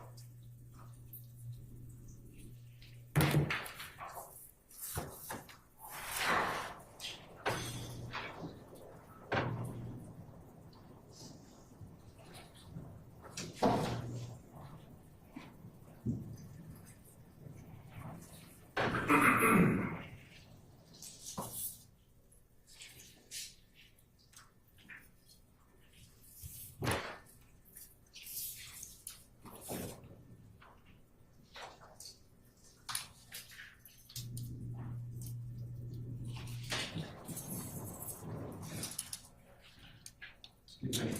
Mr. Kearns, would you permit Mr. Williams? It should be allowed. No, thank you.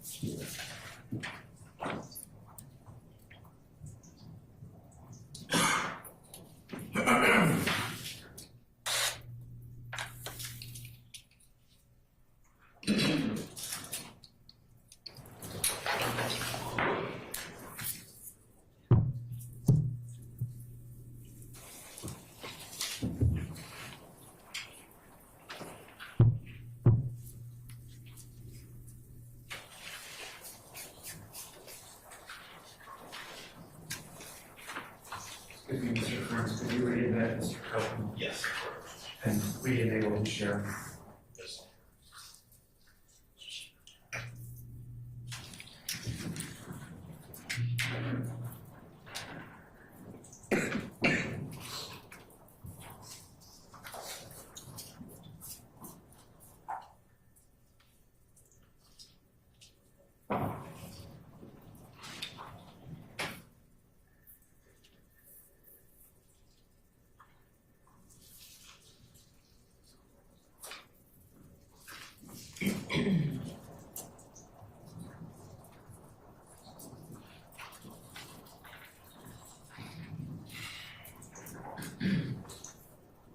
While they're working that out, Your Honor, may I just proceed?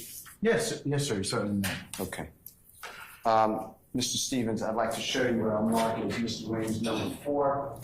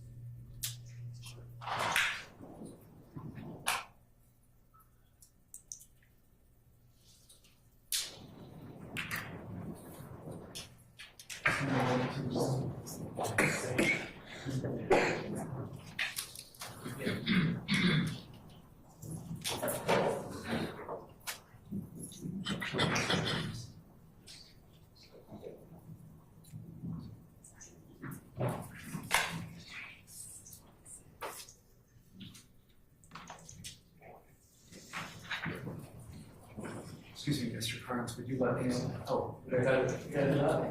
Yeah.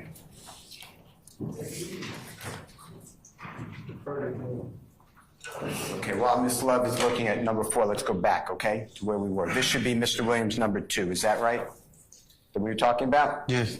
Okay, so you see where it says now at the very top of page 1604 on Mr. Williams number 3, you see that? And you already talked about that, right? The 87 billion piece? Yeah. Okay. And then if you go down the next one, it's the author is underscore all hundreds dot rel, right? Yes. They tripping now. Tell ladies and gentlemen, jury, what that means to you in this context. It looked like he was talking about the amount that this person said he paid for his implant, And what type of implant? diamond implant into his forehead. Okay. And then the next one, 2BZG9, P cap, you see that? Yes. And what does that mean? Cap with a K. He's saying that he don't believe the first author. All right. Now the next one I'd like you to focus on. The author is Thugger1. Whose Instagram handle is that? Jeffery Williams. All right. And this is, again, February 4th, 2021? Yes. And do you see what Jeffery Williams wrote? Yes. What did he write? YSL rule the world, kid. 24M on in head. Okay. I'd like to now show you your next line. You responded thereafter, right? Yes. 4 minutes later or 8 minutes later, approximately? Yeah. True? Yeah. And that's the same date, February 4th, 2021 we're talking about? Yes. And this is all in the indictment, right? Yes. And then you wrote what? Came from nothing for something. All right. And then there's another video being shared on the next person, right? Yes. All right. I'd like to now play for you. You've already identified Mr. Williams number 3 and 3A, okay? Yeah. And show it to you, and you walk the jurors through what it is.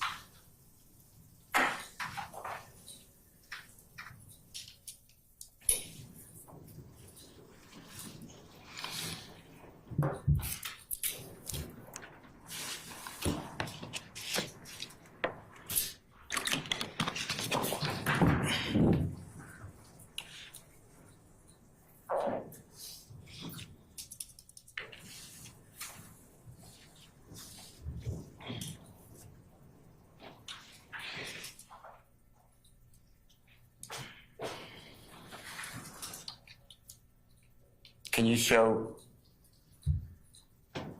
when you can you play it? With sound, please? Can you restart it with sound, please?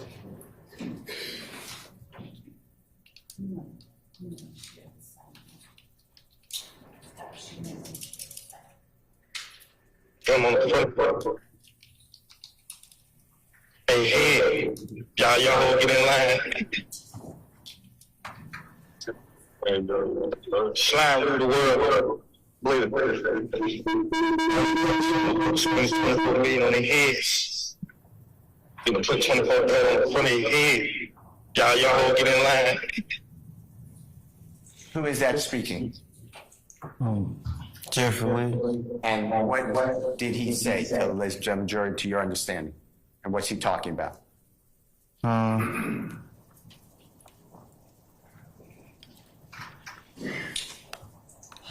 He's saying, he's talking about Uzi putting the diamond on his head. He's saying the price of what they saying that the diamond costs. And he's saying YSL rule the world. Show, please, Mr. Kokomo, Mr. Williams, number 3.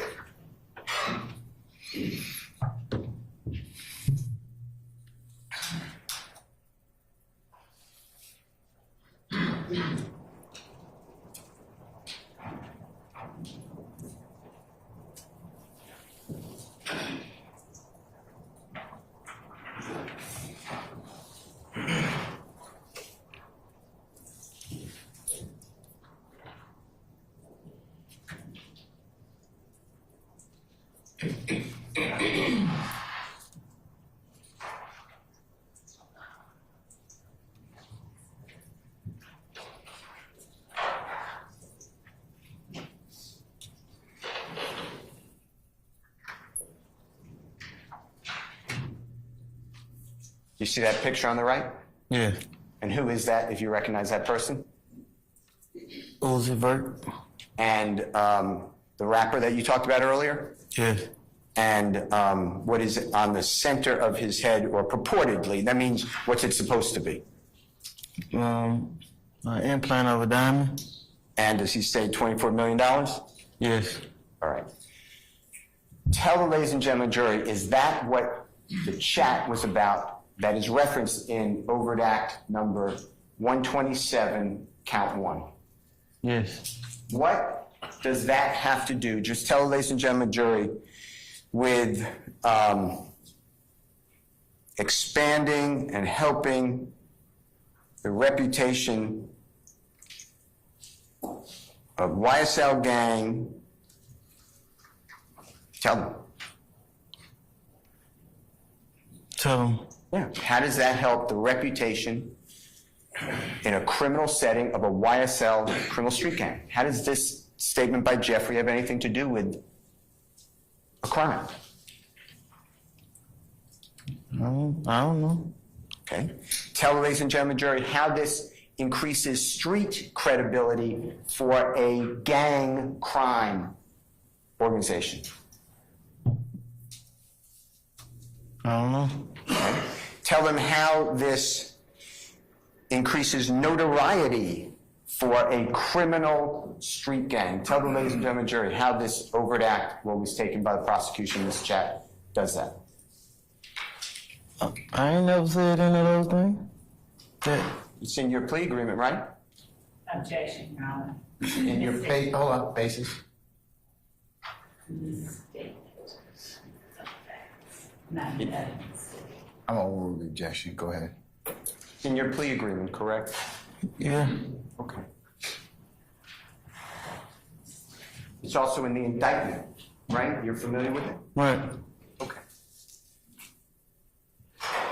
I'm going to ask you, this chat, is this public? Meaning, if one of the jurors or the court reporter wanted to read it without being a search warrant from law enforcement, were they included in this?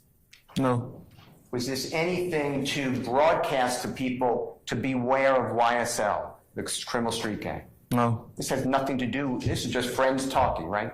Right. I'm going to show you what I've marked and show to the district attorney, Mr. Williams, number 4. If I can approach your honor? Yes, sir. Yes, sir. Yes, I said yes. Mr. Stevens, I'm approaching, okay? Yeah. It's number 4.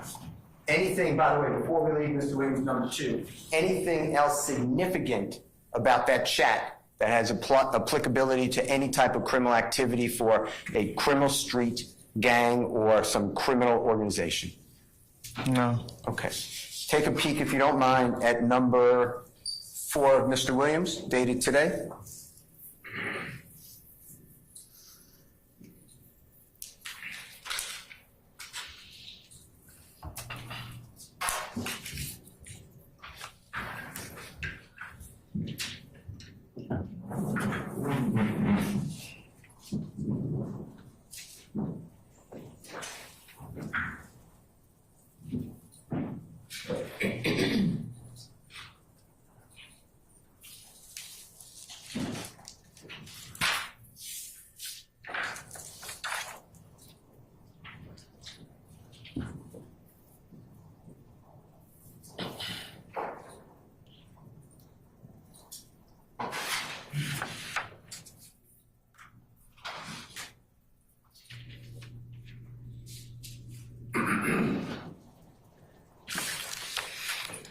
And familiarize yourself with that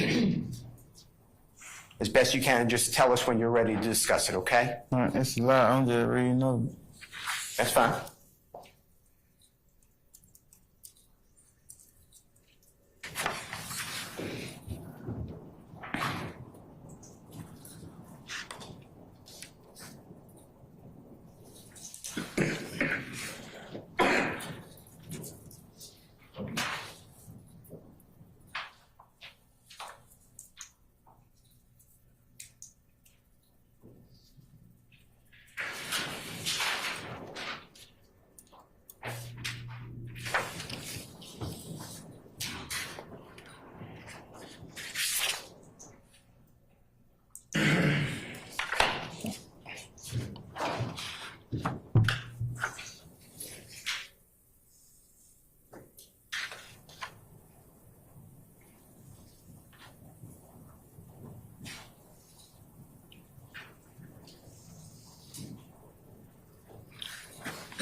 I read. I couldn't hear. I apologize, Mr. Stevens.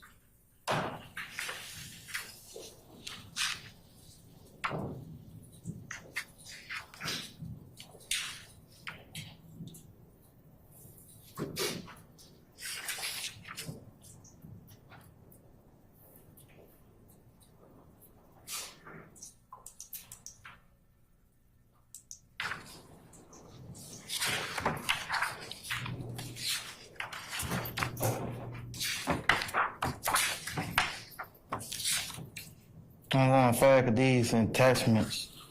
One more time. I said I was flipping through the last one because they just attachments. Okay. Yeah, I ain't got nothing to read. Okay, that's fine. Take your time. Tell us when you're ready.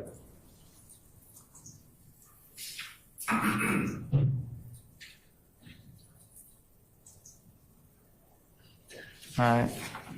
Does what is shown to you as Mr. Williams number 4, does that accurately depict the chats that you were included in around the time in February 2021 that we're talking about? Yes. Okay. And are there anything that you remember, except for the attachments? I know it's paper, there's no attachments, but is it accurate otherwise? Yes. Your Honor, I move for Mr. Williams number 4 to be admitted into evidence. Any objection to defendant Williams 4? No, Your Honor. All right, defendant Williams 4 is admitted and may be published as you see fit. Mr. Kokomo, can you try, my friend? Thank you.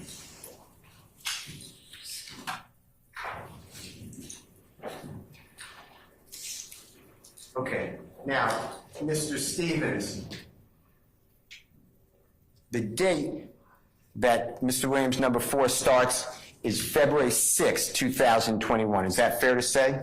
Yes. And you're looking at the top of page what? 1698. All right. And you've been able to scan through this. Do you remember this chat?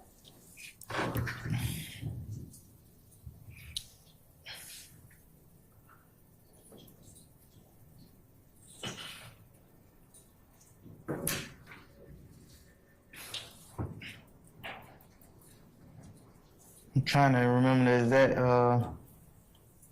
direction the conversation was going in. But yeah, I remember it though. Okay, that's fine. Yeah. And I couldn't hear what you said. I said I was trying to remember the exact direction that the conversation was going in with. And is it fair to say that this chat is about different things, but it's about paying rent money? Yes. And who was the participants about who's paying rent, the concern about paying rent? Who was talking about that?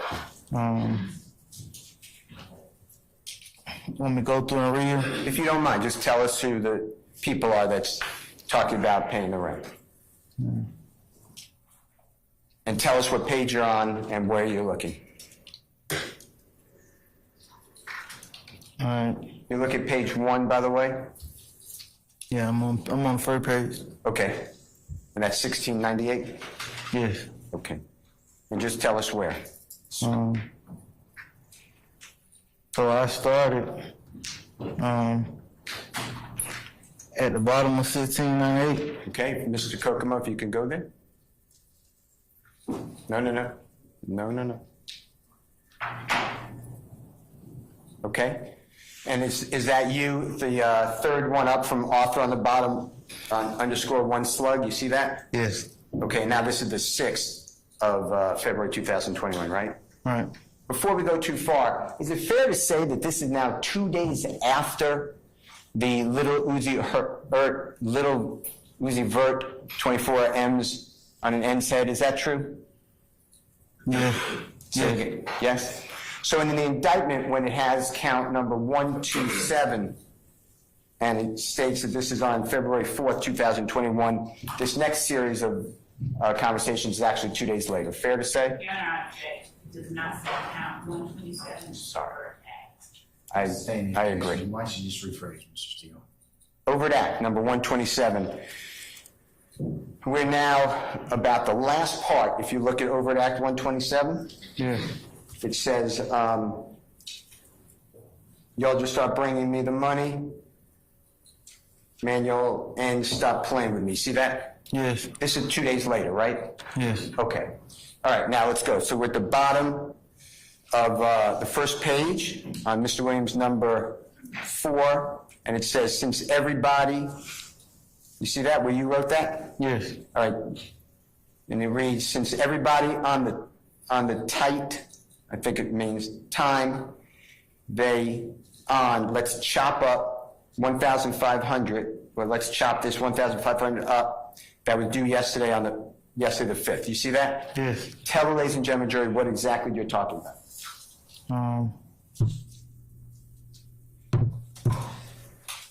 When I said since everybody on the type time, they above, you got two guys talking about the Chiefs and the Buccaneers game. So that's what I mentioned by the time they on it. They was trying to bet on the game, and I was short on the rent. Okay. And were you sharing this place with other people? Did they have to potentially chip in, or should they have potentially chipped in for rent? Yeah. That was your position? Yes. And they're betting on football? Yeah. Okay. And if you turn, and if you need to do it differently, just do it. But if you turn to page 3 of this document,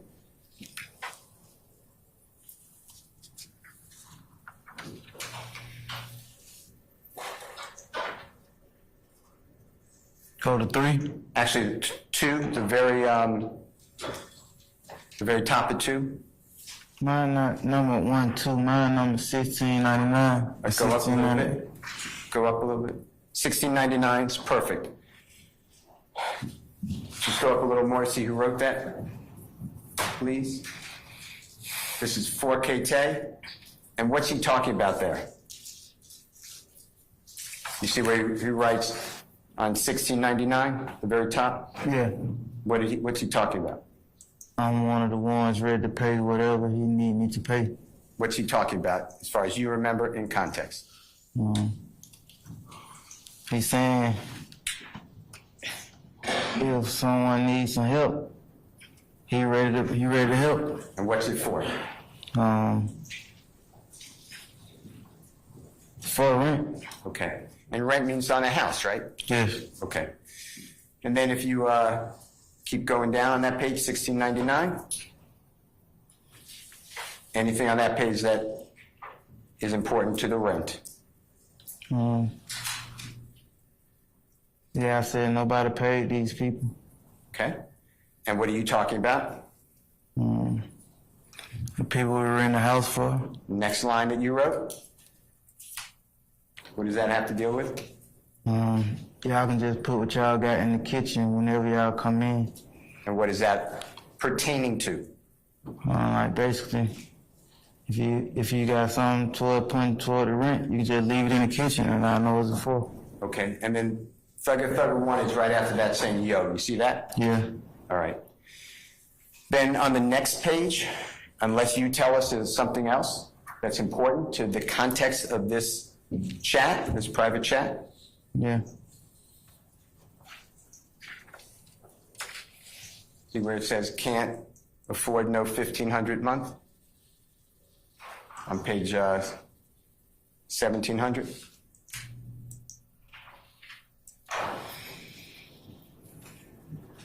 Yeah.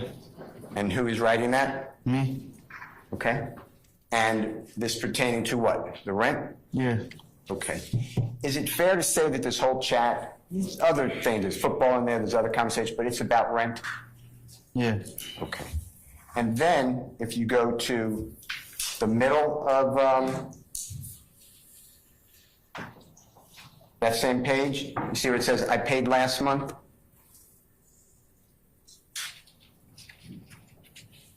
Oh, 1701. What page is it? Hold on one second. Mr. Kokomo, show a page. Go down, Mr. Kokomo. Go up a little bit. See on 1700, Yeah.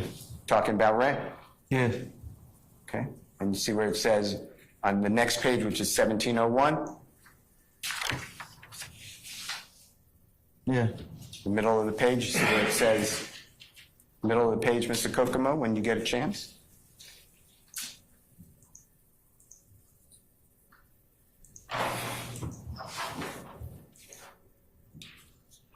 See where you wrote the center of the page, you all know I paid last month rent by myself. Here goes some right here. Slug, I know what you did. You see that? Yeah. You're talking about what? I paid the rent by myself. Okay, no one's helping you pay rent, right? Yeah. And you're struggling at this point, right? Yeah. Okay. Then if you go to anything, tell us if we're skipping anything important, but otherwise if you go another 4 pages on the bottom, see where Jeffrey comes in? Thugger. Where it says probably you, Slug, probably paid. You see that? What page you on? You paid? Let's see.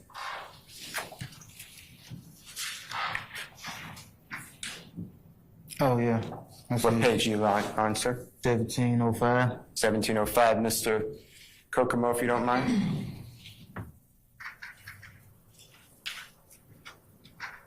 See where it is right there? Third one on the screen. Thugger 1, probably you, Slug, you paid it. Yeah. Boy, you see that? Yeah. What's that talking about, sir? He saying he proud of me for paying the rent. One more time? He saying he proud of me for paying the rent. Okay. He's proud of you. Yeah. Okay. And then the next page. See where Jeffrey Thugger wrote, "Bring me the money." Yeah. What's he talking about? Y'all start, you see that? Just start bringing me the money, really? Yeah. Talking about paying the rent and you guys can pay him back? Yeah. So, no. Okay.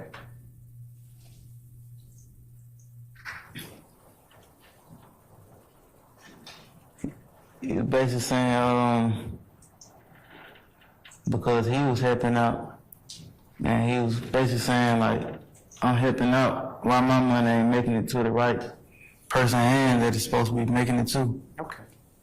He's helping guys out with the rent, right? Yeah. What does that have to do with, you see overt act number 127 in your indictment?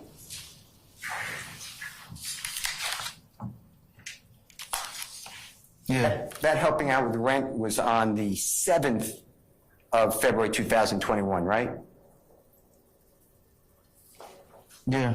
3 days after the $24 million surgically implanted on the gentleman's head, right? Right. What do they have to do with one another?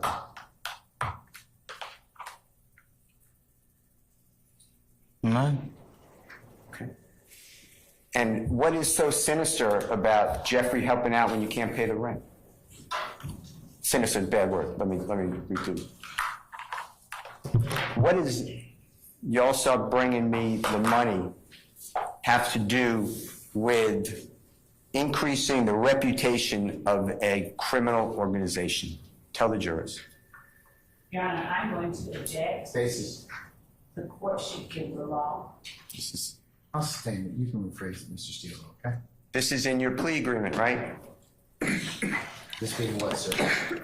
This statement is in your plea. You agreed that Why this, don't you referring to it? okay, number 10, I believe, in your plea agreement. I believe it's number 10.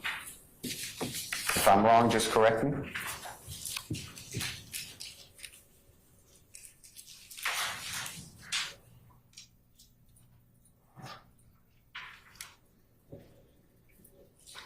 Is it? Yeah, it said I participated in the group chat. Right.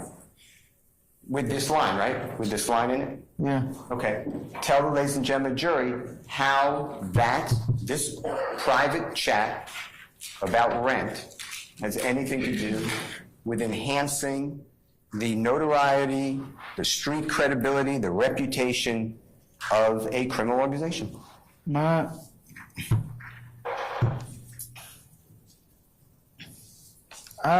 agreed to this because it said that I participated in a group chat, and that's what I did, so. I understand. Let's go to the chat, though. Why is that chat inappropriate? The only reason I agreed to it because it said I participated. I didn't know other reason. Has nothing to do with any crime, right? No. Your Honor, I object again. I'll sustain the objection, Mr. Stevens.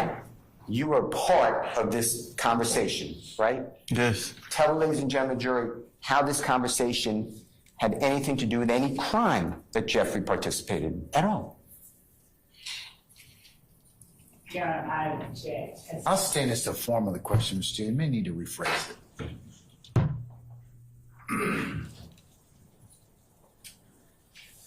Mr. Stevens, does this conversation that the jurors just went through, and they can read the whole thing, they'll have it. It's in evidence, okay? Have anything to do with Jeffrey involved in any type of crime that furthers the interest of any gang in any way? Your Honor, I object. He's part of the conversation. The law. I sustain the objection. What's the conversation about, sir? One of them was about an implant, and one of them was about rent money. Okay. Now, I'd like to talk with you about overt act number, if you could turn to it in your indictment. 132.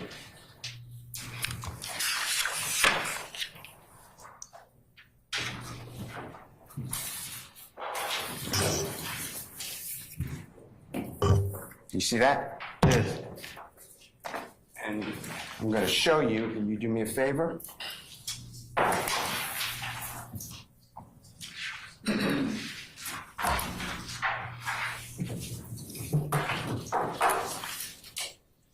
Take a peek at this. I've already shown it to district attorney. I'll go to mark it in a minute.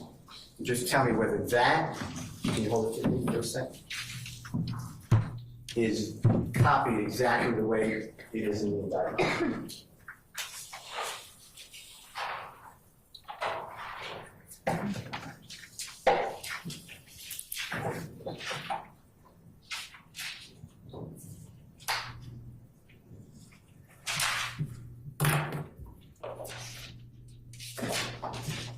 Yes. Your Honor, I'm marking it as Mr. Williams, number 18, for demonstrative purposes, asked to display it to the jury. Any objection to defendant's 18 for demonstrative? I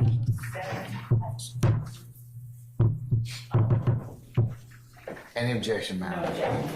All right, defendant's 18 for demonstrative purposes is admitted, may be published as you see fit. Thank you, sir. I'm putting it on the easel.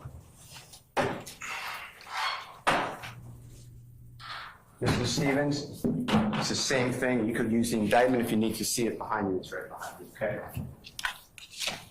Mr. Stevens, I'm going to show you Mr. Williams, number 7.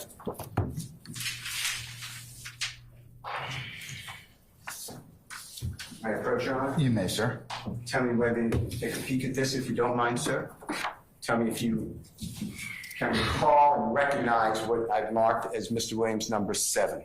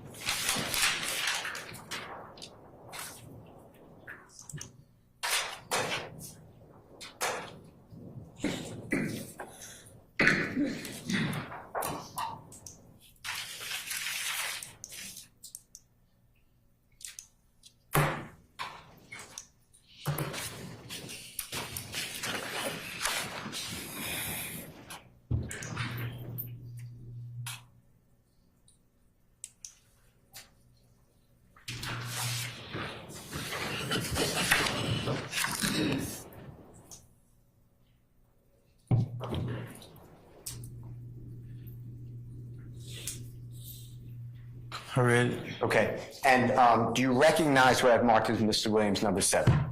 Yes. And is it accurate, meaning is it, to the best of your memory, what was the chat? Yeah, this is in the chat. Yeah. Okay.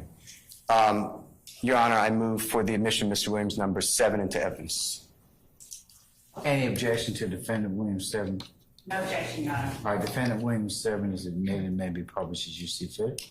Okay. Now, Mr. Stevens, while Mr. Kokomo has put this on the screen, this date now is approximately, what is it, May 13th, 2021, is that correct? That this chat is going on? Yeah. And again, this is an Instagram chat, correct? Yes. And it's between you, Mr. Williams is on there as Thugger 1, right? Yeah. And then other people, friends are in there, right? Right. And this is not something that's public, is that true to say? Right. This is just a private conversation until now it's in open court, right? Yes. All right. And in this group text, and it starts at page 3242, you see that at the top?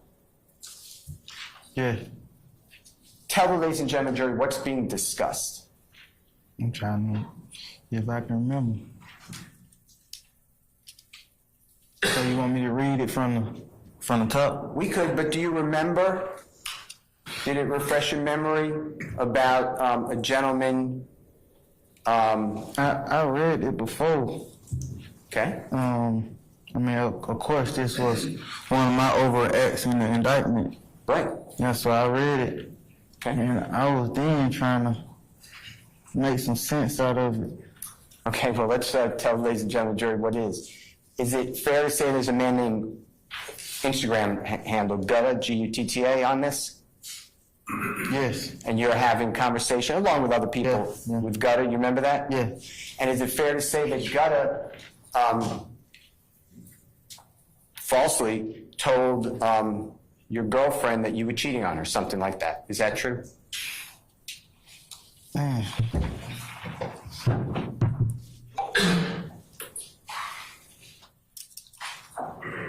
I feel like that could have been what it was about. Okay, well, let's go through it.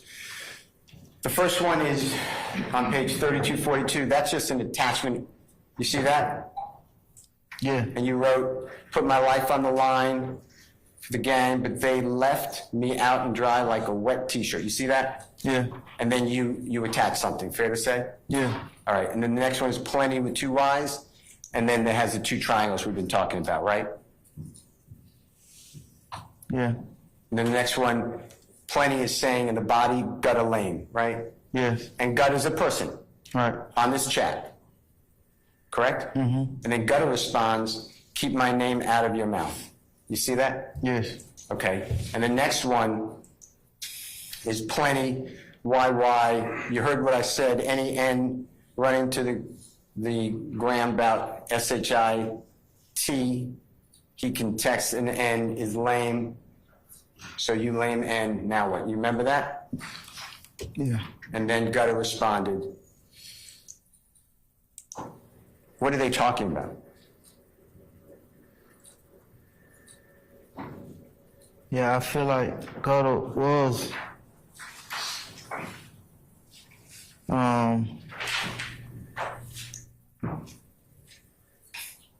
telling people, girlfriends, what they were doing, and I feel like it was something about that, though. Okay. And when you say telling people's girlfriends about what they're doing, people on this text, right? On this chat. And telling them about that they may not be faithful to the girl, right? Is that true? Yeah. Okay. And then as we go down it, you start responding on the next line, right?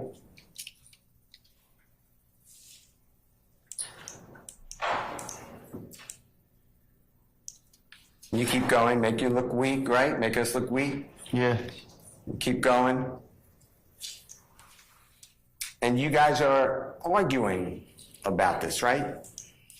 On the text, on the chat. Debate, arguing. Debating or arguing. Okay, and keep going. And it's the same back and forth, fair to say? Yeah. Okay, and you keep going. And then eventually Jeffrey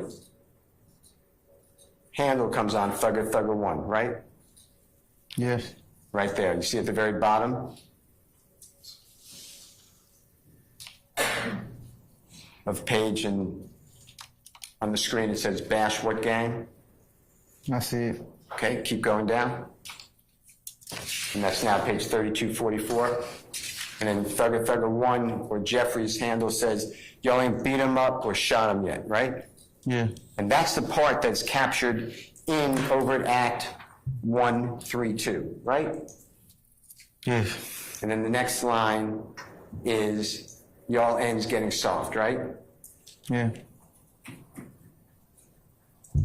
Who is Jeffrey talking about? You ain't beat him up or shot him yet. Do you remember?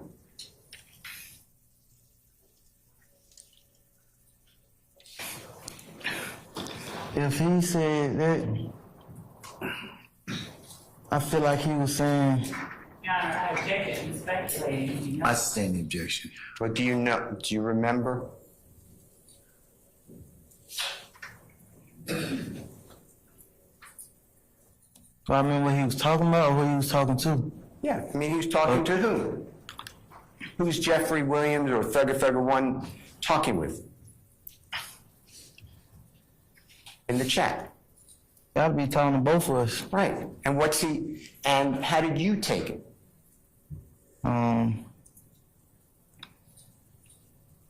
Like, I'm surprised y'all ain't beat each other up or shot each other yet.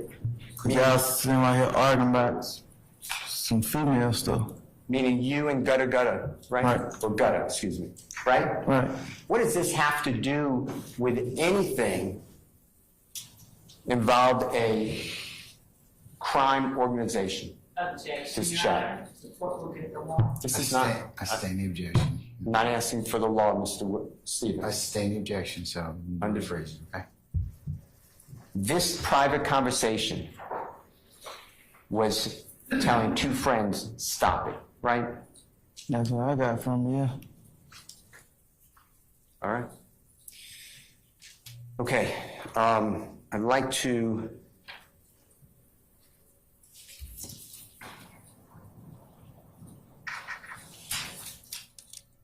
show you what I've marked as Mr. Williams number 5.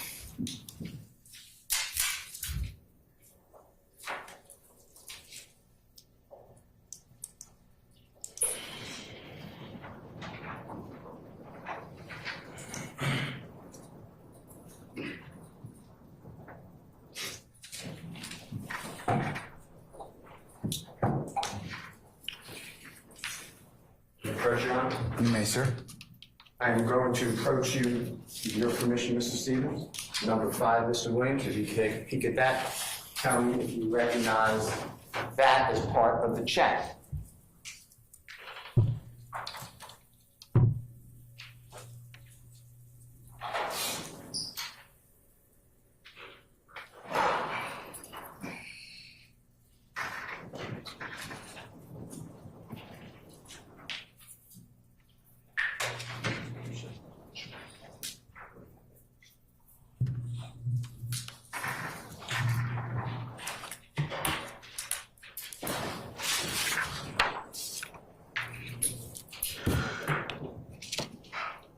Do you remember that, Mr.? I'm not rushing, Mr. Stevens. Take your time.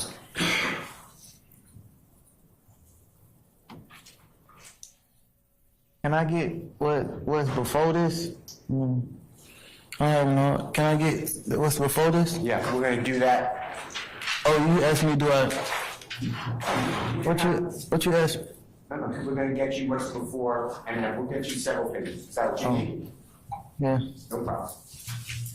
Let me show you what I've marked as Mr. Williams number 7, I believe, but I'm not sure. Number 6, I apologize. Tell me if you recognize this, okay? First, Your Honor. You may, sir. I will get you one page of the other one, okay? Can I take that other one back for a moment?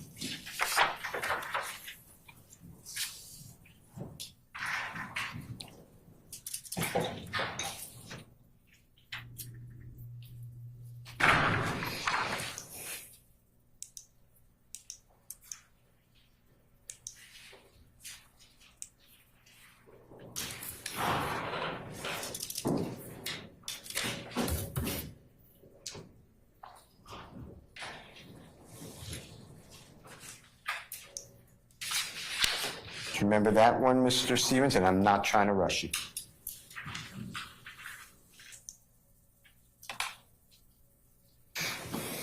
I don't remember, but I'll read it. No.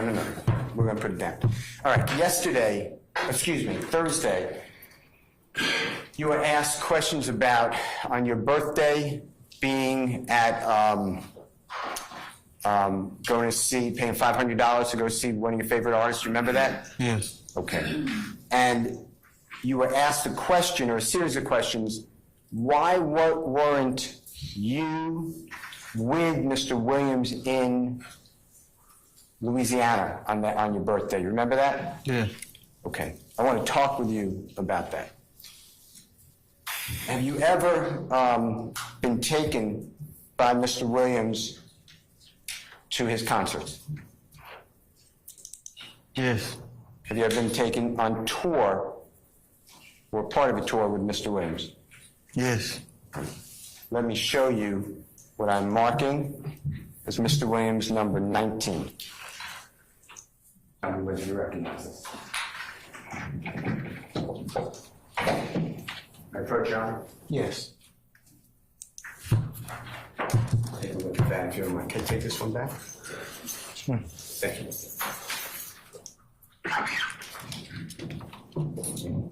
Excuse.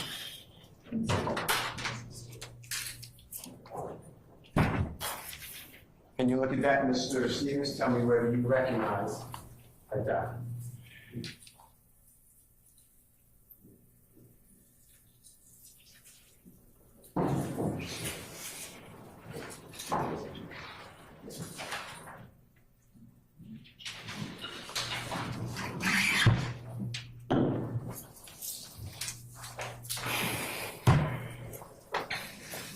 You recognize that? This? Yes, sir. No. All right. Do you remember Mr. Williams going on a tour of the United States of America and performing in year 2015? I know about the rodeo tour, but I've never seen that book before. That's fine. That's fine. Tell the ladies and gentlemen, jury, if the rodeo tour was Mr. Williams touring and performing throughout America. Yes. Okay. And do you remember he was touring with another artist? Yes. Do you remember who that artist is? Yes. What's the artist's name? Travis Scott. Okay. And do you remember that tour started? Let me take a moment.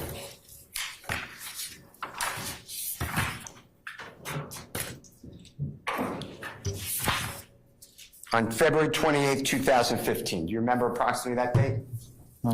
That's okay. Do you remember the cities and the states that were toured? No. Do you remember California? Does that sound right?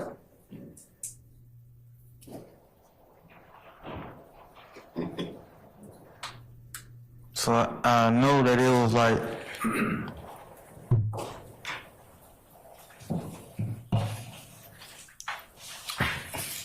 Western states. That's why it was named rodeo or something like that.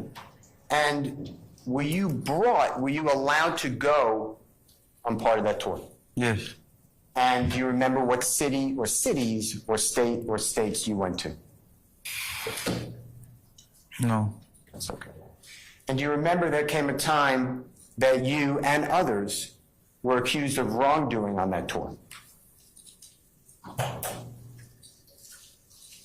Yeah.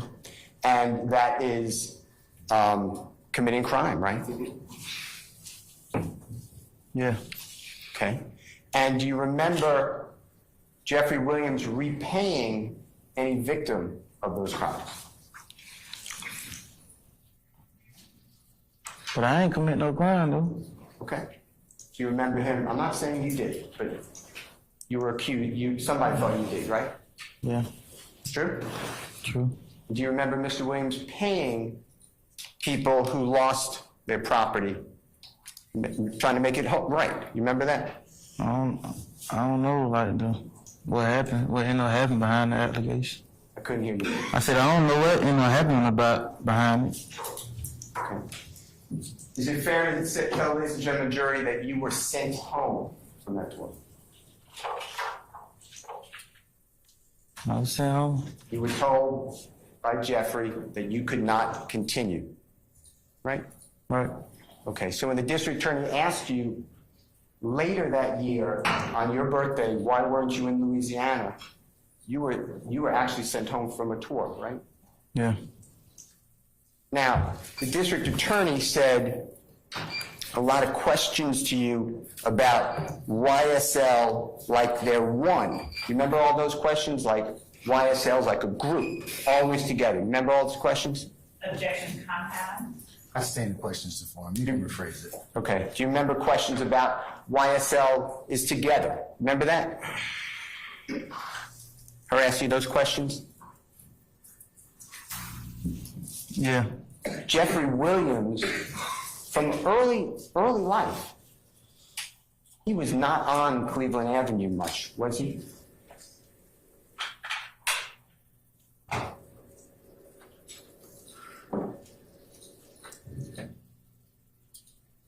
Nah, not early. He separated from Cleveland Avenue because he was working, right? I don't know what the reason was, but yeah, he went there. And he was working at the same craft that he does today. He's a performer, right? Yeah. And you knew that eventually he had homes, various homes, right? I ain't know. You never knew he had homes in California? Oh, yeah, I know now, but yeah. Okay. And you weren't with him, right? Yeah. He didn't put you on the lease, right? No. He didn't take you with him, right? Right.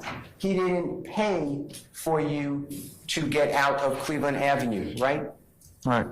In fact, he didn't do that for anybody there that you grew up with, right? I know about me. Okay, we'll talk about you. But Jeffrey would encourage you, isn't it true? And gave you opportunities to have a job with him if you wanted it, right? He would encourage me to start selling drugs. One more time? I said he would encourage me to start selling drugs. Yeah, he wanted you to stop committing crime, right? Tell the jury. Yeah. And he offered you jobs like you can carry bags for the group when they tour, right? Tell the jury. Yeah. And he gave you opportunities to try, I'm not saying it's for everybody, but try to perform rap music in the studio, right? Yes. He gave you opportunities, if you wanted it, to possibly try to organize, because they do a lot of packing up the equipment and the luggage, right? And pack for people, right? It was an opportunity for me, man. But you wanted the instant money like a theft, right?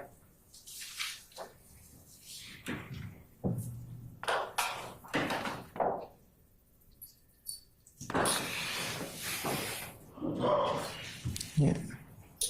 I wasn't trying to do none of that stuff, man. I can't hear you. So I wasn't trying to do none of that stuff. I don't know what you need. Just explain your answer, David. Yeah, I want instant money. Yeah. And what Jeffrey was offering you is not, he wasn't just going to give you money, but he gave you opportunities to change your life, right? Most definitely was an opportunity. I couldn't hear Yes, you. it was an opportunity. And he gave opportunities, if you know, to everybody in poverty. True? If they wanted to work hard. Your Honor, I'm going to object to speculation regarding everyone in the I sustain the objection. It's overbroad. Go ahead and rephrase it, sir. To your knowledge, Jeffrey made that same commitment to other people who were struggling. True? I'm going to object. Still, same issue, Mr. Steele. I'm sustaining the objection. It's overbroad. So rephrase it, please. Do you know whether Jeffrey made that offer to others? Still broad. You want to make it a little specific, more specific? Did Jeffrey give an opportunity for lawful work in YSL record company music to other people? Foundation. If you know. I sustain the objection. Mr. Stevens.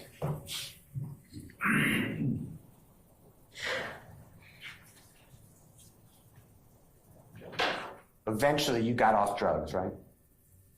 After prison. Couldn't hear you. After prison. Okay. And you don't do drugs now, do you? No. And when you went to prison, that's different than the jail. That's different than Fulton County Jail, right? Yes.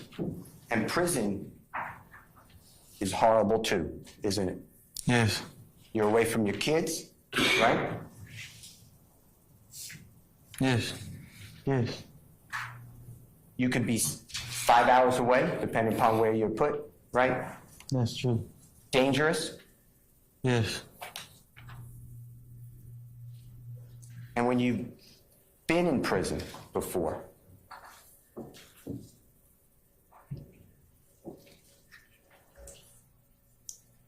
how often did Jeffrey Williams come to see you? You can come see me. I can't hear you. None. So according to the prosecution, you're business partners, right? That's what they're saying. You're co-founders. You really didn't co-found anything with Jeffrey. Isn't it true? He went one direction, you stayed in another. Isn't that true?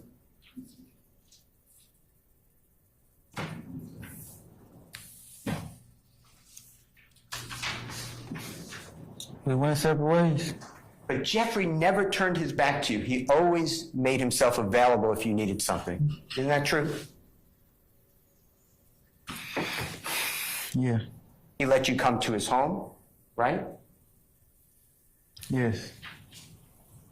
If you were going to be put out from your house, he would pay that money for you one time, right? You help out. I can't hear. You would help out. Okay.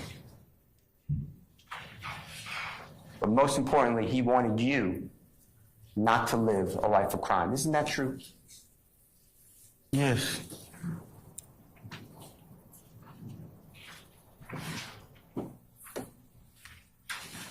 Mr. Steele, it might be a good time to just to put a pin in for today.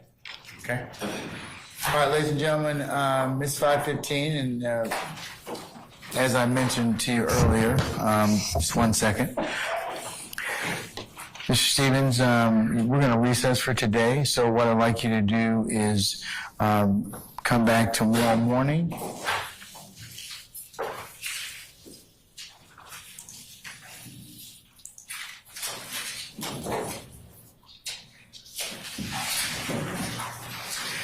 Sir, if you could be here for 10 o'clock, okay? 10 o'clock. All right, yes, sir. All right. Remember not to discuss testimony of anybody except the attorneys in this case, okay? All right. All right.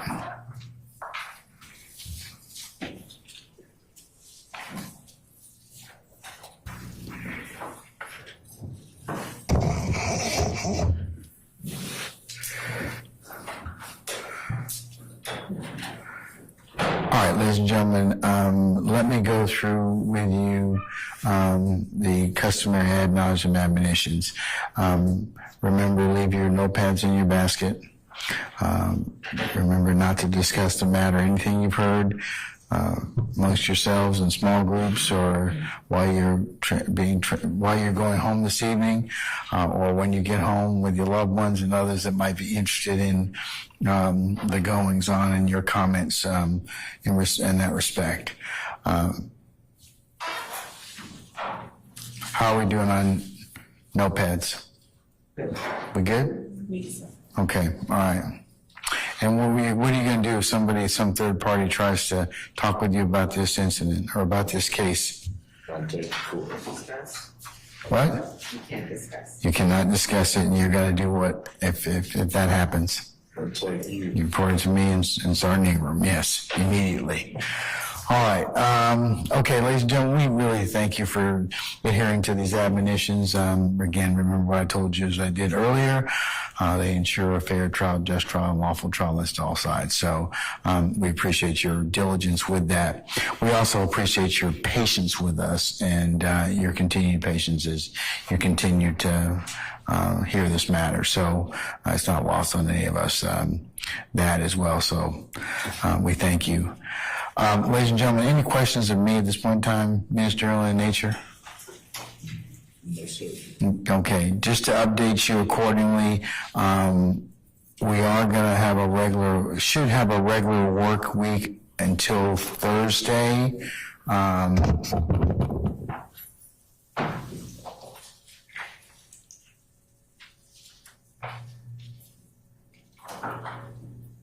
Tomorrow, the 9th, we're going to start. I'd like y'all to be here for 10 o'clock. So we'll probably start between 10 and 10:30. We should be working till about this time tomorrow. Okay, that's Tuesday.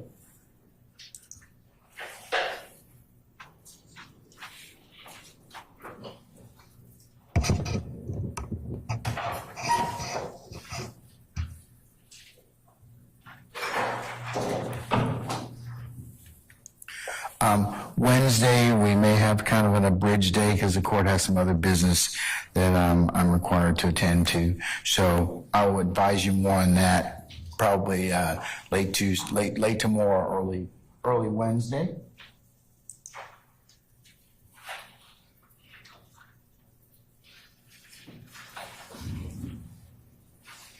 Thursday will be a half day. We're going to probably work till about almost noon, and then Friday you will have a total administrative day, as I have other business I do have to take up on that day, and then that will lead us into the King Week. So the 15th we will be off anyways, and then the 16th, 17th, 18th, and 19th.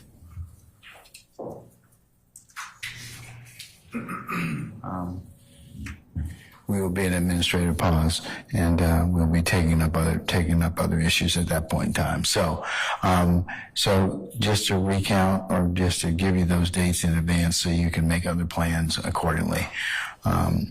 So, any questions of me thus far? Okay, all right. Ladies and gentlemen, unless you have any other inquiry of me, again, leave your notepads in the basket. Pick up a sticker. And we will see you tomorrow morning, bright and early for 1000 hours, and then we'll go ahead and get started when everybody's in place. All right? Okay. All right. Unless you have any other inquiry of me, all rise.